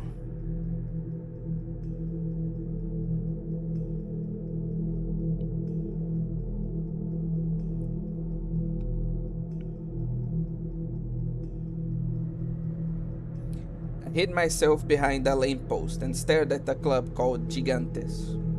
In the end, I'd spent the whole day thinking and worrying about it before finally deciding to go. Okay, finally, our boy Takumi is finally taking action. Some character development. Area. Gigantes was in a distinctive red brick building near the Shibuya train tracks. Its exterior was lit up in a way that made it feel old, like something that would have been popular in the 70s or 80s. I had no idea that there was still a place like this in Shibuya. It was just 5 minutes from the station. There were barely any people around. Sometimes I could hear a train passing above. Vibrations from the loud noise would shake the lamppost I was hiding behind. Until a moment ago, there had been a lot of people out front, wearing outfits that could be easily mistaken for cosplay. Well, maybe not a lot of them. It was surprising how relatively few of them there are. For all that talk about on the internet about Phantasm, there are probably only 100 or so people here. They were all inside now. The concert had started. The sound didn't reach the outside though, so it was still dead quiet. It's possible that there are more of an underground or niche hit.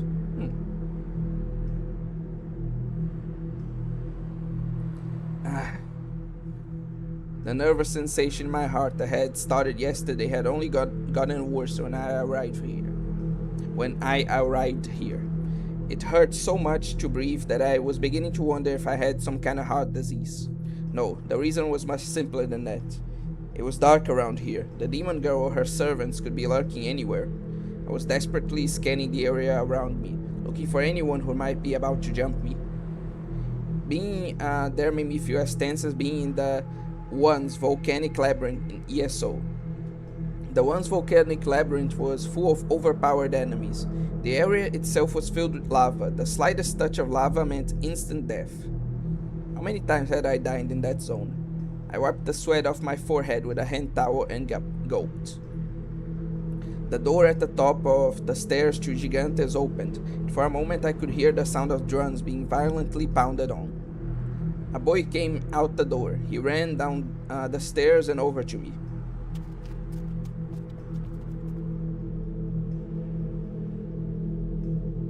Hey Taku, did I keep you waiting? I was the one who invited him to this concert.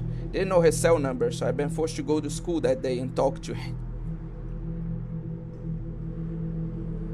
Not even gonna comment anything about that, but yeah, that was actually pretty interesting. Like, obviously, he's scared to go alone, and so the way he motivated himself was by going out with his friend. That was actually a good idea on his part, and must have taken a lot of like actual courage, you know. So yeah, good on you, Takumi. Finally did something right for once.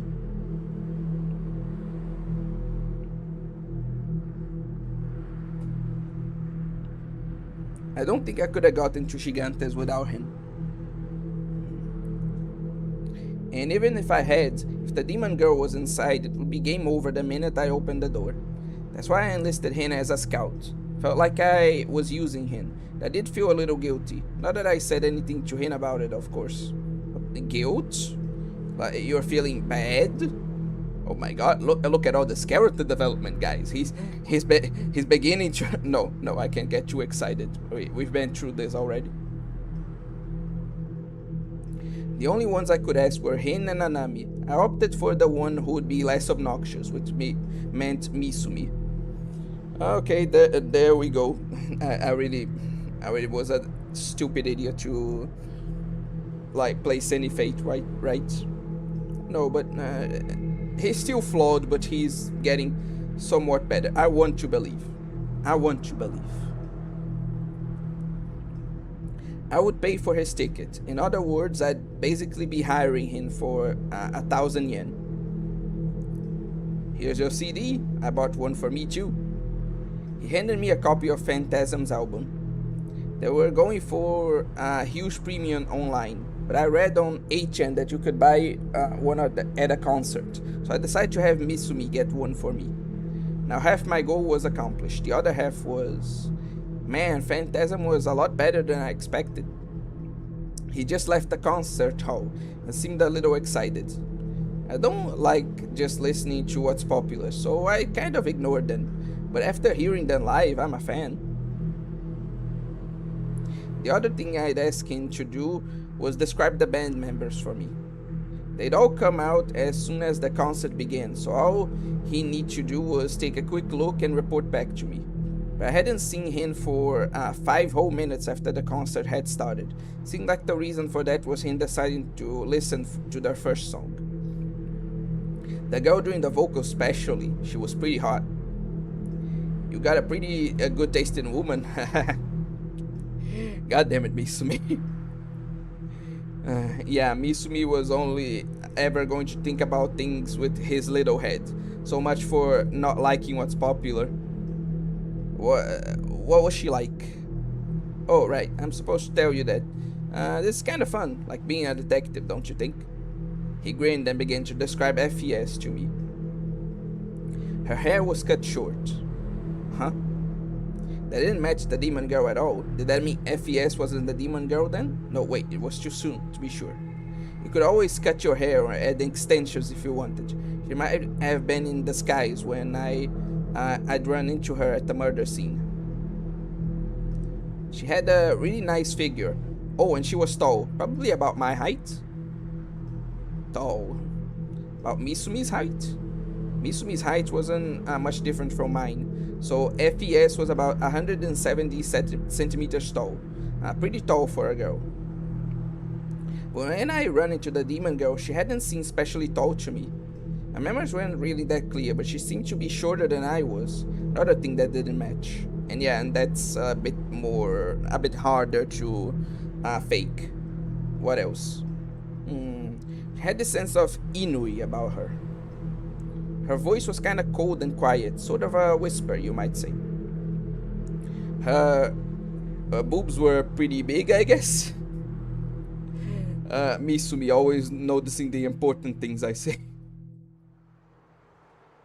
Her goth punk outfit was pretty hot though. I never really considered that sort of thing, but I like it. I like it a lot. It was no good. Just hearing someone else describe her wasn't going to be good enough. I only gotten a quick glance at the demon girl anyway. Don't think I could have described her even if you asked me to. Maybe this whole plan was a waste of time. No, I think you gained pretty valuable information there. But actually, if you're that interested in FES, let's go take a look at her. Come on, let's go. Huh? Misumi pushed me up the stairs of Gigantes.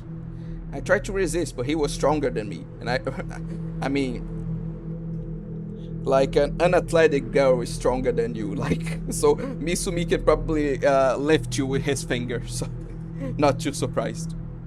I couldn't escape. Wait. You want to see FPS's face, right? Just admit it. Cheating is what makes you a real man. No, Misumi. No. I'm glad that to see you finally grow up, Taku. No, Misumi. Bad Misumi. No. That's not what a real man does. Huh? For tonight, forget about that girl with the glasses you were with earlier. I'll forget about Tanaka too. No. No. You stop that. Tanaka doesn't deserve like you doing that to her. Think about her feelings. What was he talking about? I tried to resist, but I realized it was too late. We were already on the top of the stairs. It was only a single floor off the ground, but if I struggled here and slipped, a fall would hurt bad. The thought made me stop struggling. When I stopped resisting, Misumi shoved me through the door into the concert hall. Real men cheat? In what universe? Misumi is like a womanizer piece of shit, so like it makes sense for him to say that. That's kind of like the nature of his character.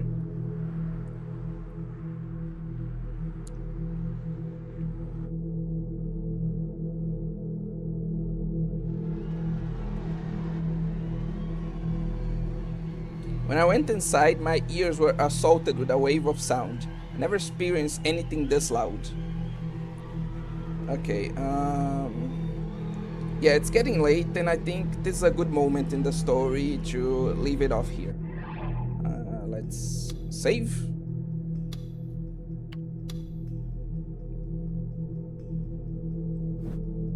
So yeah, thank you all for watching, and I hope to see you all next stream. Because for now, we'll be like stopping things here. Okay, with that done, bye and good night.